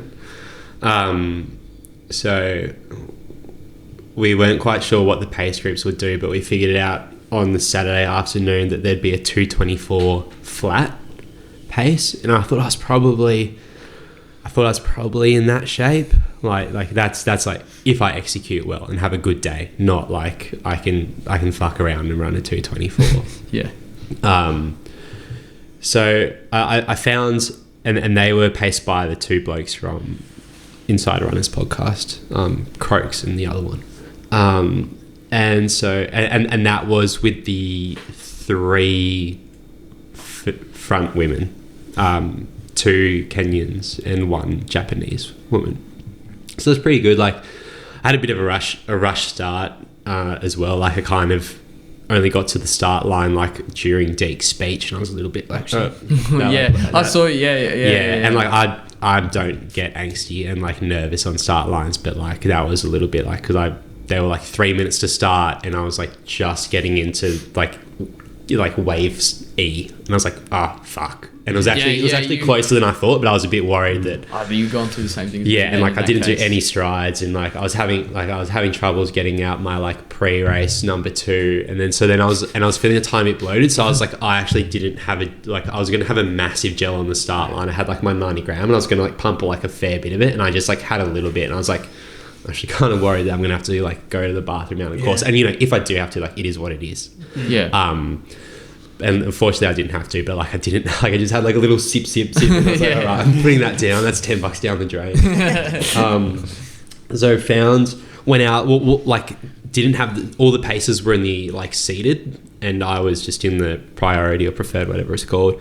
So kind of caught up and was running and couldn't really see people, but then and probably about 500 meters in, and like it was still a fairly packed group. You guys were probably right around me at that stage, and heard a tall bloke. There must have been a pacer running right behind me, and he was like, "Are you running 2:24?" And the pacer was like, "No, Croaks is up ahead." And then this dude was like, "Oh, cool, thanks," and shot past. And I was like, "Oh, okay, cool. I'm just going to tag on to him." And then we surged for got like another 20 meters ahead, and there was Croaks with the women, and I was like, sweet, that's them. Be helpful if they had the time, because it just says pacer, and it's pretty small, and like they don't have the flags. This is on the bib, says pacer, no time. For us, I think he had 2:29 on there. Oh right, okay. No, I don't think they did. Mine definitely didn't. Maybe I'm seeing things. Yeah. But, okay. Yeah, we were very confused because especially there was the 2 groups. There was the 2:31 and the 2:29. Oh yeah. It's like, shit, like, what and like last time when I was in the 2:29 pack, like there was Jen Gregson. Like she's fucking recognizable. She wears like purple Puma kit. Like, it was pretty. Yeah. Whereas these was like, I don't know who the women are who like, and these two blokes I've actually never seen before in my life. Pretty small. Anyway, so like hopped on. I found the pack about a K in. It went pretty well. Like it was hot, but nothing crazy. I was like, a lot of those runners liked being really up the front of the pack. Like, they really wanted to be in like the first 2 rows. And we probably had about 15 of us, maybe even 20 of us to start off with. And I was kind of like up the back. And I'm usually happy running off the back. So that suited me just fine. I had an incident with the Yuki who eventually won it, where she like, I kept getting, because I was up the front for a little bit before I went towards the back.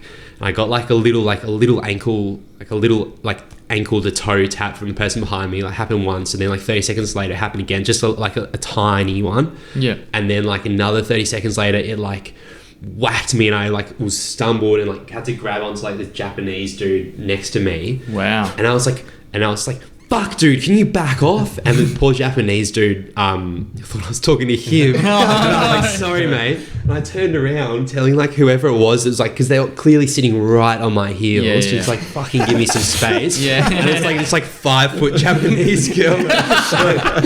And she was like, yeah. I was pretty, like, I was like almost like, you know, I almost crashed into, like, it was not good. Anyway, she kind of gave me some space after that. It was like, you know, because there's a bit of wind, and I'm pretty I'm taller and like bigger than most of those guys. They're like, the rest of the guys, even if they're as tall as me, most of them probably weigh like 10 kilos less. And anyway, so it was pretty good. We were pretty hot. Like, I felt okay, but it was just kind of just like stick on them and don't get dropped kind of vibe, but which felt fine.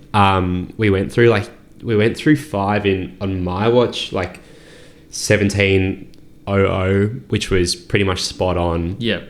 We went through 10, but we were going a little bit hot. We went through 15 Ks and we were 30 seconds under the time. Whoa. Yeah. And then... Yeah, I remember seeing that pack was on for like a 2:22.50 pace. Yeah, it was fucking fast. Yeah. And I was saying, there's a dude that I know through Instagram from Melbourne, Corey, and he ran in the 2:29 pack with me last year and blew up a tiny bit, and I think maybe just ran under 2:30 or maybe just over, I can't remember. And this year was on for 2:24 as well. That's what he was hoping for. And we were running, and I was like, I had a chat to him, and I was like, mate, I was like, how are you feeling? He was like, good, a little bit hot. And I was like, yeah. But I was feeling good at the time, and I was like, you know what, like, I'm not going to negative split this race. So if I can feel good and bank up like 30 seconds, then sweet. We went through half in like, so we were supposed to go through half in 72 flat, and I think we went through in like 71:35 or something. So at that stage we were, going like low 2:23. Which was okay. I felt okay. And at 20 Ks last year, I kind of felt bad, and I was really struggling, and like really like had to put my head down and grind, but then had a really strong finish. Like 20 kilometers to 30 kilometers was super hard for me. And then 30 Ks to 42 Ks, everyone was fading, and I was like, felt good and could kind of hold. This year I kind of felt okay. Like, and the pack was starting to, we were actually slowing down, and there were kind of, it was a bit of a surgy. I don't think the pacers did a great job, to be honest. It was a bit surgy. Like sometimes, like for 400 or 500 meters, I was like, holy shit, I'm about to get dropped. And I'd be looking at my watch, and we'd be running like between 3:15 and 3:20. My watch would kept like jumping between 3:15 and 3:20. And then suddenly it all slow, and I'd catch right back on. I'd be like, oh, now it feels easy. And I'd look at my watch and be running like 3:30 or 3:35. So it was not like, even though we were slightly faster the entire time, like it's still, you know, definitely better having a pacer than not. They were very helpful. Like it was a little bit, certainly surgy throughout in some bits. I was like, I'm about to get dropped. Probably like kilometers 20 to 30. It felt fine. Or maybe like say kilometers 25 to 30. I was kind of approaching my limit. People my level, like Corey, had like dropped out the back. A lot of the guys who'd been up in the front of the pack had like dropped back to me, and then it spat out the back. And like that's how I ran it last year. Like I just sat at the back the entire time of this 30-person pack until like and all the guys in front of me just slowly flicked out, and I was never up the front, but I was one of the last ones left. Probably from like 25Ks, I started like, instead of just being at the back of the pack, suddenly finding myself like 2 or 3 meters off the pack. But then I just like kept surging. I just like surged back. I just like, all right, 5 seconds, go now, surge, and then like get back on, and then just like, okay, find the new pace. And then like, you'd slip concentration, and suddenly, like 3 meters off the back again. And then like people are shouting like, get back on. I was like, I hadn't even realized I was off, but you're right, like I am. Like it's 2 meters, but suddenly 2 meters can become 5 meters. So like back on. Yeah.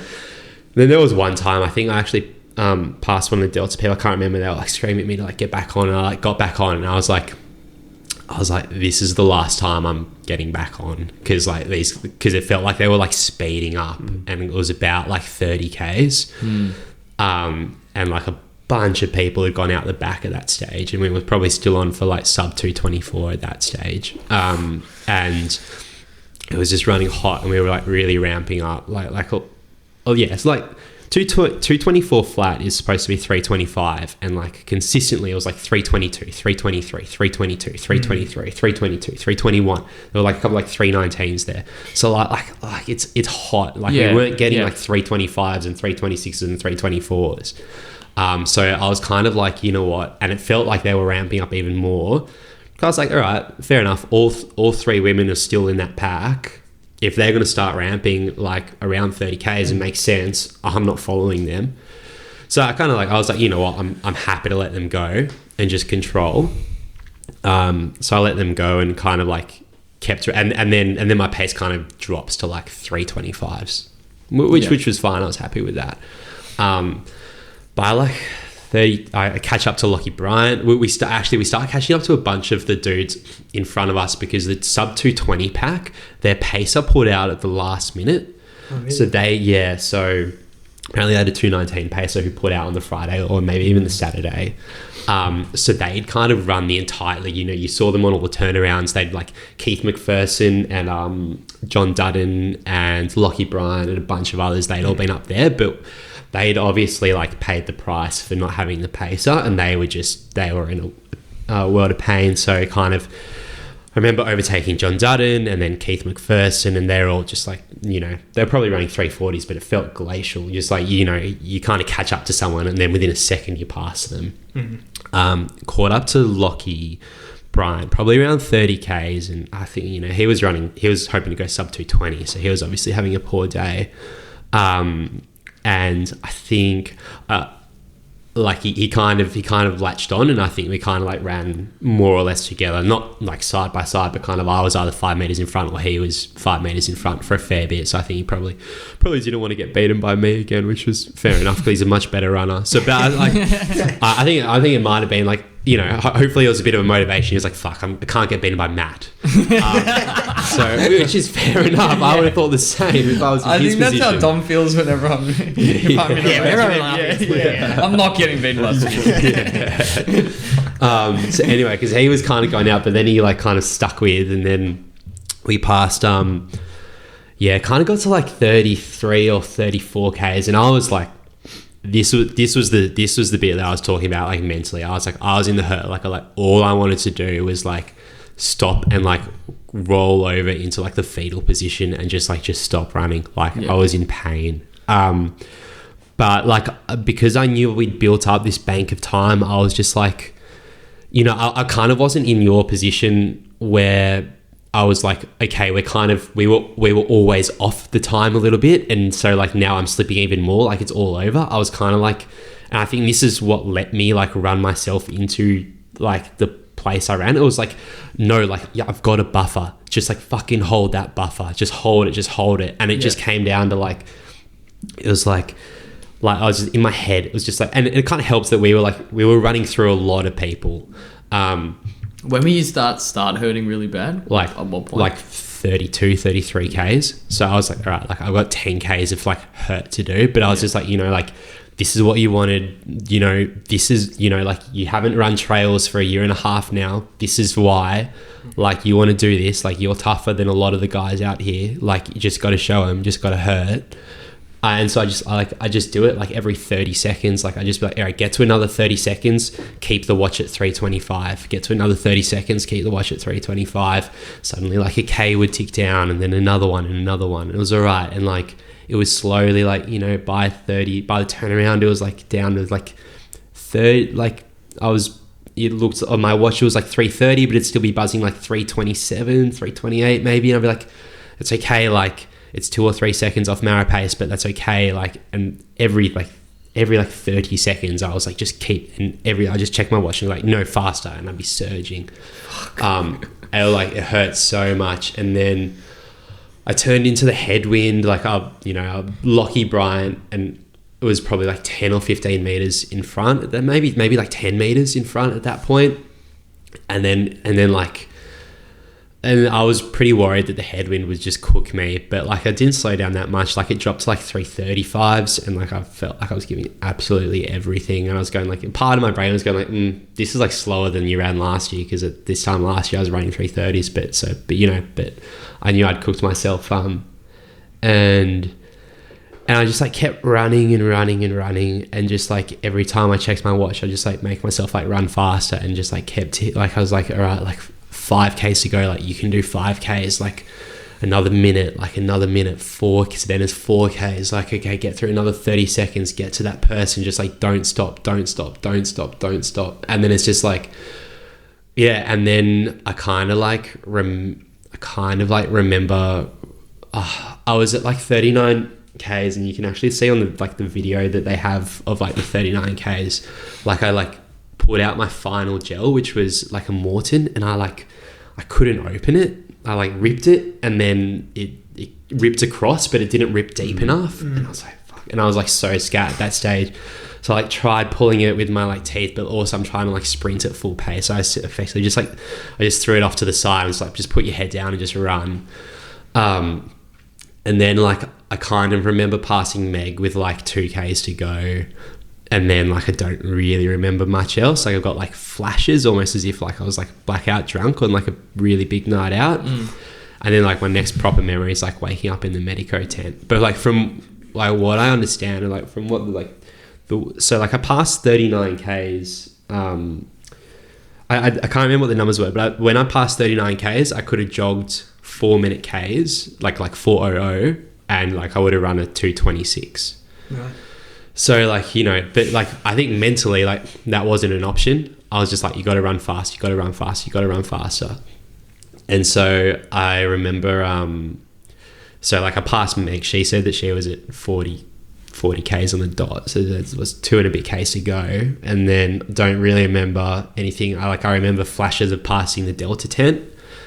I remember like people cheering, and then like I remember a bit further down the road, and I think this is what got me, because like you can see the videos of my form, like I'm like slack faced, and I'm like leaning back, and like I'm like a vegetable upstairs. I'm just on autopilot. And I remember someone saying like almost there, put your head forward. Like maybe he said put your head down. I can't remember. Like lean forward. Like I think clearly my form was shit.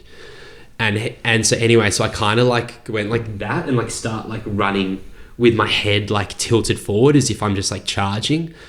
Don't really remember. And then I just remember like falling over, and then this was in the finishing chute, because I could hear all these like, I pretty much have like no vision at this stage, and I could hear all the voices like from people standing on the barricades just to my left.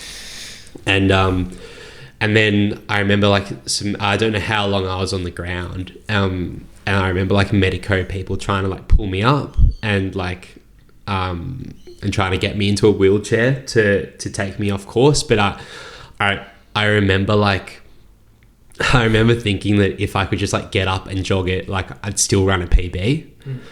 So I was like, no, like, but I was just like, I had like no like motor control. Like I couldn't like control my legs or my arms. Like I couldn't like get myself up. But like the crowd were like the crowd were like they were like shouting like, get up man, get up, finish it, get up man. And then the medicos were like trying to like put me into the chair to like wheel me off. I was like, no, you got to let me finish. And the crowd were like, let him finish, get him up. It was fucking G, because I think like usually they usually pull people, but I must have been pretty determined. Like, I'm a pretty stubborn bloke, so I can't imagine. I'm pretty like, yeah. I might have had I don't know what I said to them, but it clearly worked. But then, yeah, like the next like, so I like collapsed in the finishing chute, like maybe 150, 200 meters. Like, I'm pretty sure like on track for 225 really high. If Lockie ran 225.38 or whatever it was. And then it looks like I crossed the line at 234 something. So that's like, took me 9 minutes to walk like 150, 200 meters. And from memory, like I couldn't really see anything. I think I was so exhausted, my eyes were closed. I was kind of just like this and just going by feel. But I had the one medico supporting me on one side, and the other side I was just crawling along with the barriers. So I think it was an official race. I would have been disqualified for having the medicos help. And then you can see in the video, like just another medico just walking with a wheelchair like a meter behind me. It must have been the entire way. And so I didn't really remember it. And then I remember kind of like actually having a bit more clarity as we get towards the finish line and going like, I want to try and run over the finish. And so I remember like trying to run, and the medico going like slow down, mate, slow down, like you're losing your balance. And I'm like, I was pretty stubborn. I was like trying to run, and then you can get the video of me like hobble running over. But like as like the guys, a couple of the Delta guys messaged after and were like, that's like that finish line video like does not represent like what you were like. Like Mike Turner and Bully said that they were on the finish line, on like the support barricades there, and they were like, as I like literally walked right past them, and they were like clapping me on the back going like, come on Matt, finish, and I had like no idea who they were. I got no memory of it, and they were like, it was very clear that like I had no memory no idea who they were. Like there was nothing going on. There was nothing going on upstairs. And then Lockie Bryant, I actually remember him popping into the tent at some point, I think just to check that I was okay. And then he messaged me afterwards, and he was like, mate, you were just like foaming at the mouth, like in the medical tent. So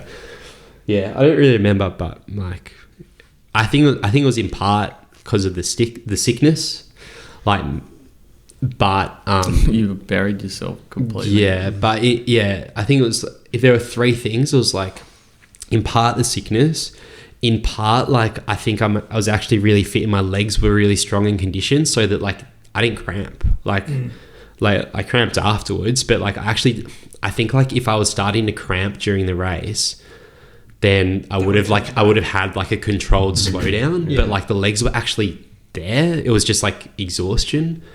And then like the like mental position of like having built up, like of having been so fixated on a time the entire block, and then having built up that buffer and just like, having done the calcs in my head, where it's like, okay, if I can run the next 10 Ks and only lose 2 to 3 seconds a kilometer, like I could be on here. And so like, and then just like, I don't know, like I was chatting to the medicos as I was coming back afterwards. And like, I used to do that in like school cross country back like, like when we were competing at the higher levels. I was like, I'd run myself into blackouts, but I haven't done it in like years. Like I haven't done it since I left school. So, and I didn't think I was like capable of it anymore.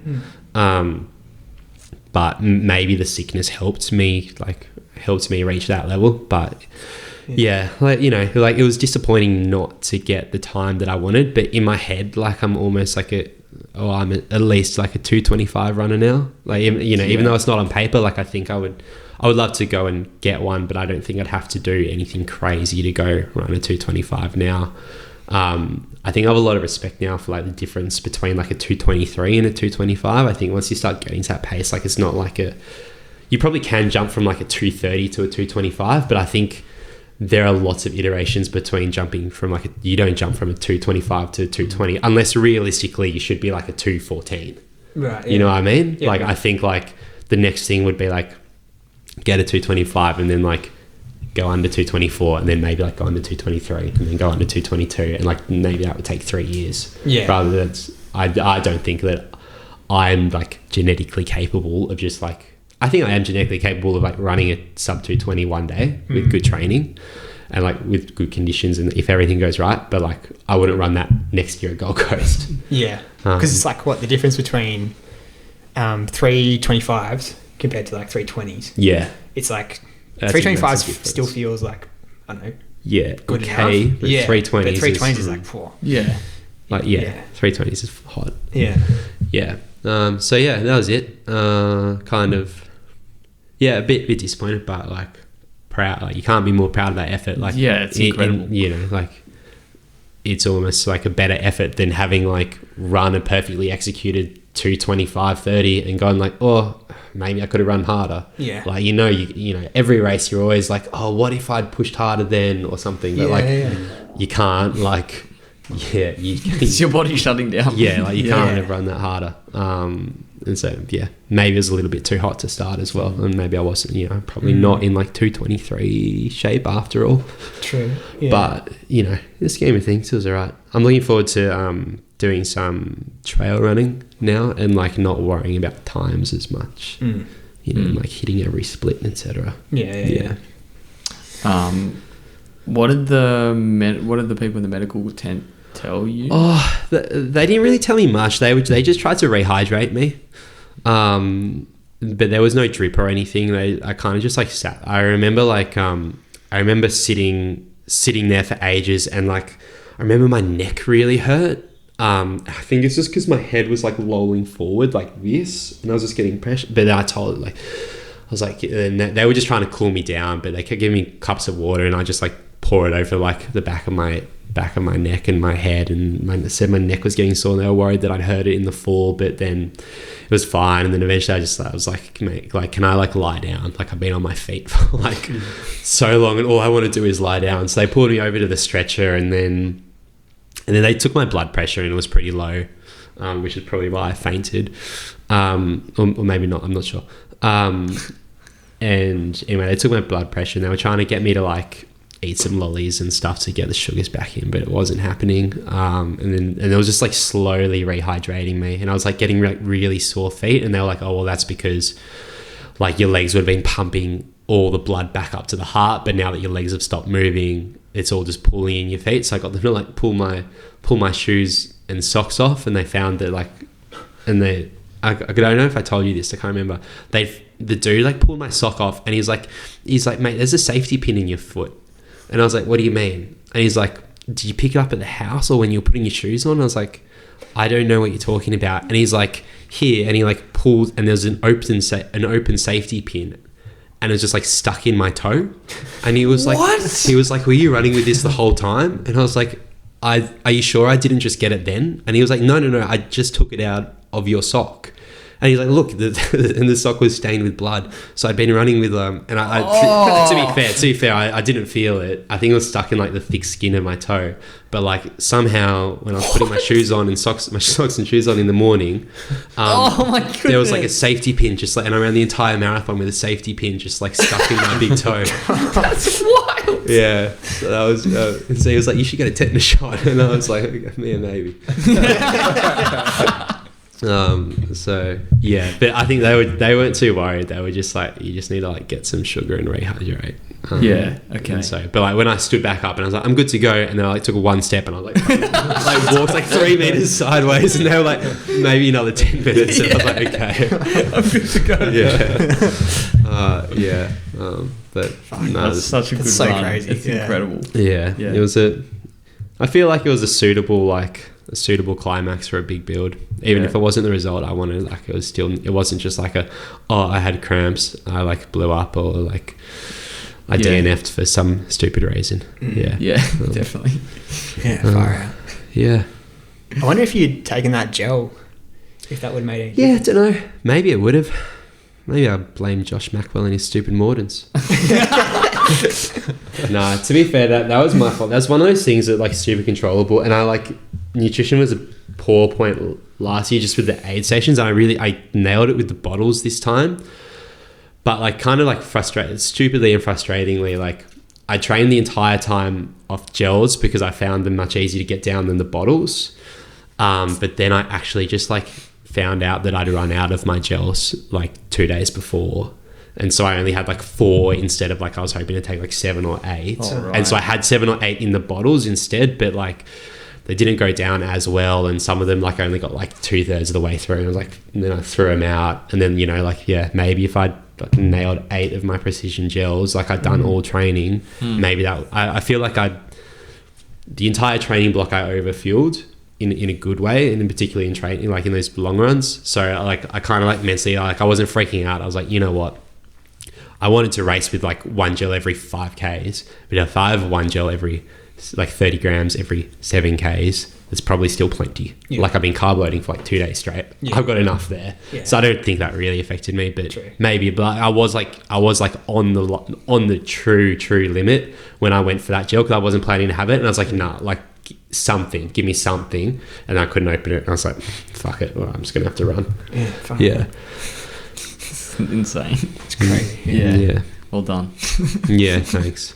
I'll have to come back for the actual like PB Yeah. at some stage. Yeah.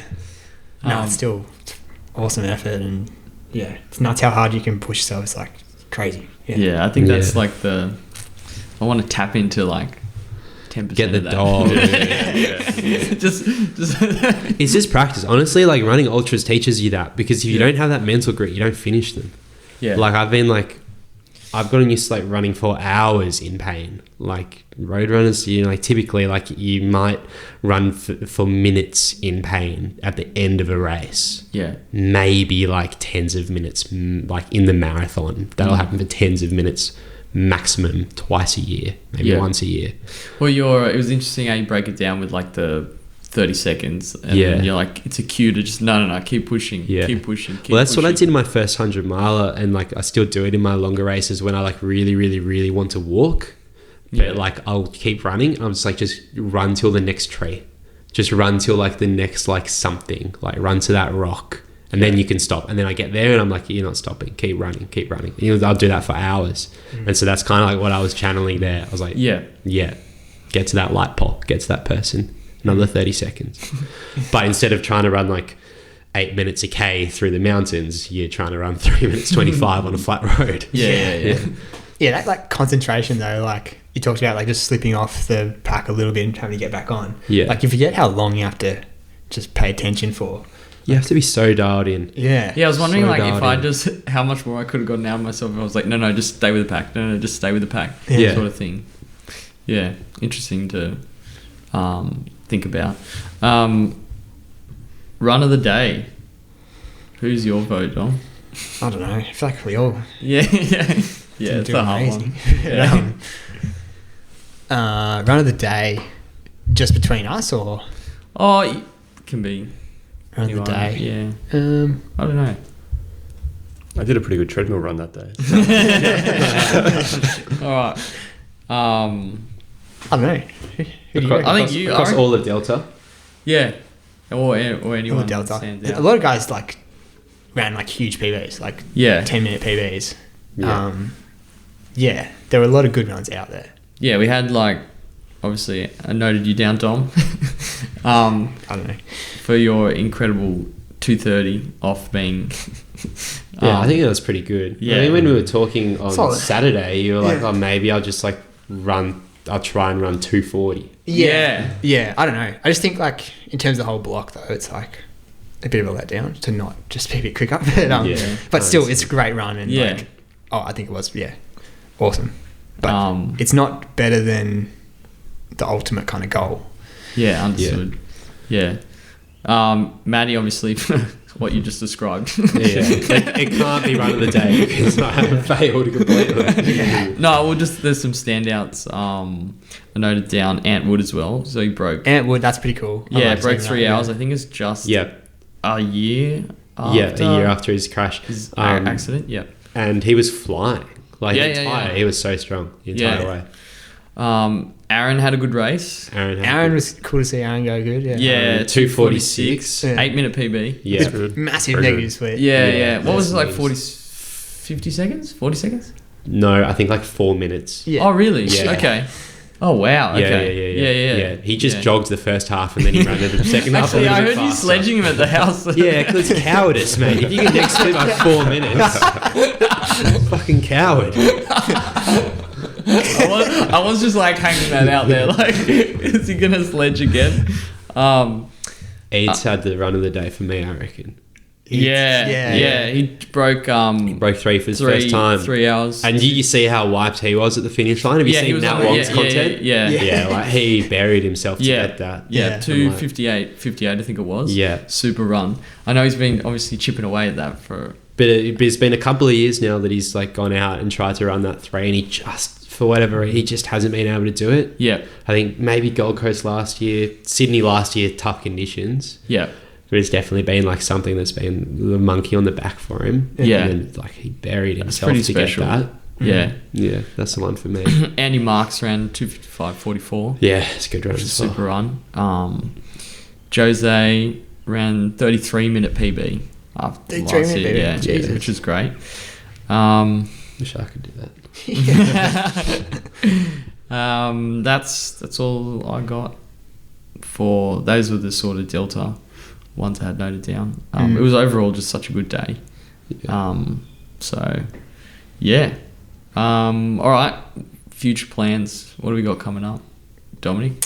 I think because like the coach didn't let me race too much in this block, and I was like kind of getting a bit antsy to race a bit more. So I've signed up to so many races. Like Yeah, you got heaps coming up.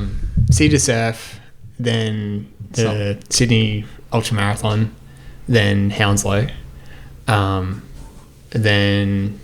there's one in like Victoria after that. But yeah, so that's kind of it for the next 6 months. Yeah, right. So you're going to be doing just a bit more ultra based. Yeah, I think the focus will be probably like Hounslow. Yep. Yeah, but none of them are ultras. I guess in SUM's 50. Oh yeah, true. I guess it's like just trail. But they're shorter. Yeah. Like too Hounslow's technical as very different to Gold Coast. Yeah. Couldn't think of two more different ones really. Yeah. But yeah, it should be interesting. Doing something different. Yeah, totally. I'm keen for something That'd be different. Yeah. I'll be keen to get out in the mountains and do some training runs with you out in the Gross Valley. Yeah, 100%. What about you, Manny? I got a human hobble 100k in October. I'll do City Surf, but that's always just fun. Yeah. Human hobble 100 in October. That's pretty fast and runnable. I'm not sure what the course record is, but I reckon if I have a good day, I'll be in danger. And then probably try and pick up an elite entry to Ultra Trail Cozzy 100k as well. I think I should do pretty well. Like it's a pretty big event, but it's kind of like it's a relatively flat, quite runnable course. And I looked at the podium last year, and I think I'd be in with a good shout. So that'd be cool to get a good podium and a big event like that. And then undecided started next year, but I want to do the Larapinta 130k race in May. So that'll be that'll be my focus, and try and run that fast as well, and probably have a few shorter trail races before then. But the next 12 months for me is really trying to take what I built over the last 18, because 18 months ago I was probably like a 17-minute 5k, and now I'm probably like a 15:30ish. Yeah. So trying to take that speed and take it back to the trails and be able to really hammer, I want to be able to hammer a 100k race through the mountains at runnable mountains at 4 minutes 30. If I can do that, the true pros will run it 4 minutes flat, 4:10s. But if I could do a Tarawera and average 4:40 or something, that's kind of that's where I want to be. I think that's actually what I'm best at. So that's kind of that's the next of a very multi-year plan. That's the next stage. Yeah. Is that West Max sponsor the Larapinta one? Or? Yeah. But I won't do the 230. I wanted to do the 230 originally, but I think it's just too long, and I think it kind of, when you're doing 230Ks, so much of it is walking that it's kind of wastes all the training I'll have done. Yeah. I prefer to run hard 130 than hike hard 230. Yeah. But it sounds like that's pretty techie though. Like, Yeah, but I've run it, like I ran it in 2021 on my gap year, and there are bits that are techie, like quite rocky and stuff, but there are also sections that are like 15 k's of like smooth, like hard packed dirt that you can actually, and I remember fastbacking going like, this would be awesome to race. Like, and everyone's just like, oh wow, it's so technical and rocky, because there are like a few sections where like it might be like a 30-minute K. right. Okay. But you have a couple of those, but then like actually the majority of the actual distance is pretty runnable, I reckon. They just have a few distinct sections. Yeah. Because So, yeah. everyone always whinges about it. So Yeah. I think if you go into it knowing what you're going to get, true. yeah. Yeah. It's not worse than Great North Walk on balance, I reckon. Yeah. Okay. Great North Walk's pretty bad though. Yeah, I know. Yeah. What have you got, Loki? Me, City Surf, I got. Might do New South Wales half. Oh, yeah. That'd Yeah. be good. That's good, Potentially. Quick one. Yeah. Yeah, it just Sub. depends. 70. No, I don't know what. I want to just like get back into sessions, see how I'm feeling, and then I really want to do another marathon. Yeah, mate. But yeah, that'll probably be at least early next year, sort of thing. If not, like I'd love to do Gold Coast, taking like the insight and like having another crack at Gold Coast would be really good. But that's a long way away. So, Yeah. and then Don't forget Buffalo Stampede. Buffalo Stampede. oh yeah, true. Bondi to Manly, really? That'd be fun. Oh yeah. You just do 20 k's. Yeah, true. Who's doing that one? There'll be a bunch of Don't- us. Yeah. Gaddy's keen. I'm keen. See how we're doing. Bunch of good women. Yep. Tobias, what do you got coming up? Except, well, you got Sydney Harbour. No ultras. I don't think you'd be caught there. I do remember inviting you I to think you get something. pretty good on that. Yeah, that'd be fine. He would hate it too much. Yeah, but no, for me, it's I think seeing you guys on the weekends inspired me to try and get out and do another marathon. Yeah. Want to try and get fit and get on the start line and think I could do a sub 2:30. I think that's what I'd probably target from now. Yeah, For sure. Yeah. that'd be awesome. Yeah, so try and get a training block in and find one to run. You're going to do your pre-training block. Yeah, go to a pre-training block, then a training block. Yeah. You guys should do the same Japanese marathon in early next year. Yeah. Do that Yeah. and then have reset and then do Goldie. Yeah, I think that might be a good plan. Yeah. Then you can link up if you're both going for sub 2:30. Yeah, for sure. All right, we'll probably wrap it up unless you have any other comments on or want to say anything or... I don't know. What do you reckon of the medal? Yeah, where's your medal, Matthew? I didn't take it. Yeah. I like the medal. Yeah, not too bad. Should have worn it out on Cavill Avenue, but we didn't. Yeah. There was quite a few people with their medal on out. I know. There was not much else you can do with it. Like, kind of just, Yeah. that's it. What? Pick up on Cavill Ave. That's No. what you do with the medal. You got like, Get Rosa her grandkids. Hey, I guess you got like 2 days to kind of wear your medal and then, Yeah. Yeah. Then That's it's in it. the bin. yeah. True. Do you want to give us a 45-minute reflection on Olympics? Olympics. And Jess mate. Hull overnight? A lot of drama, yeah, geez. So Luke has no idea what we're talking about. yeah, You roasted me for that. the Australian team's been announced. And Jess Hull's on a tear. She could be going for gold, I reckon. Broke a world record last night. Yeah, Yeah. crazy. Jakob was back last night, around a 3:26 1500. Yeah. Luke all has happening. no idea what that means. So yeah. It's pretty poor form. I'll concede that. Well, thank you for thank joining. you. It was a good episode. You've got a bottomless brunch to get to. So Yeah. Got to get off. Thanks for we'll wrap having it up. us. Yeah, thank you for cheers. joining. It was awesome. Mm.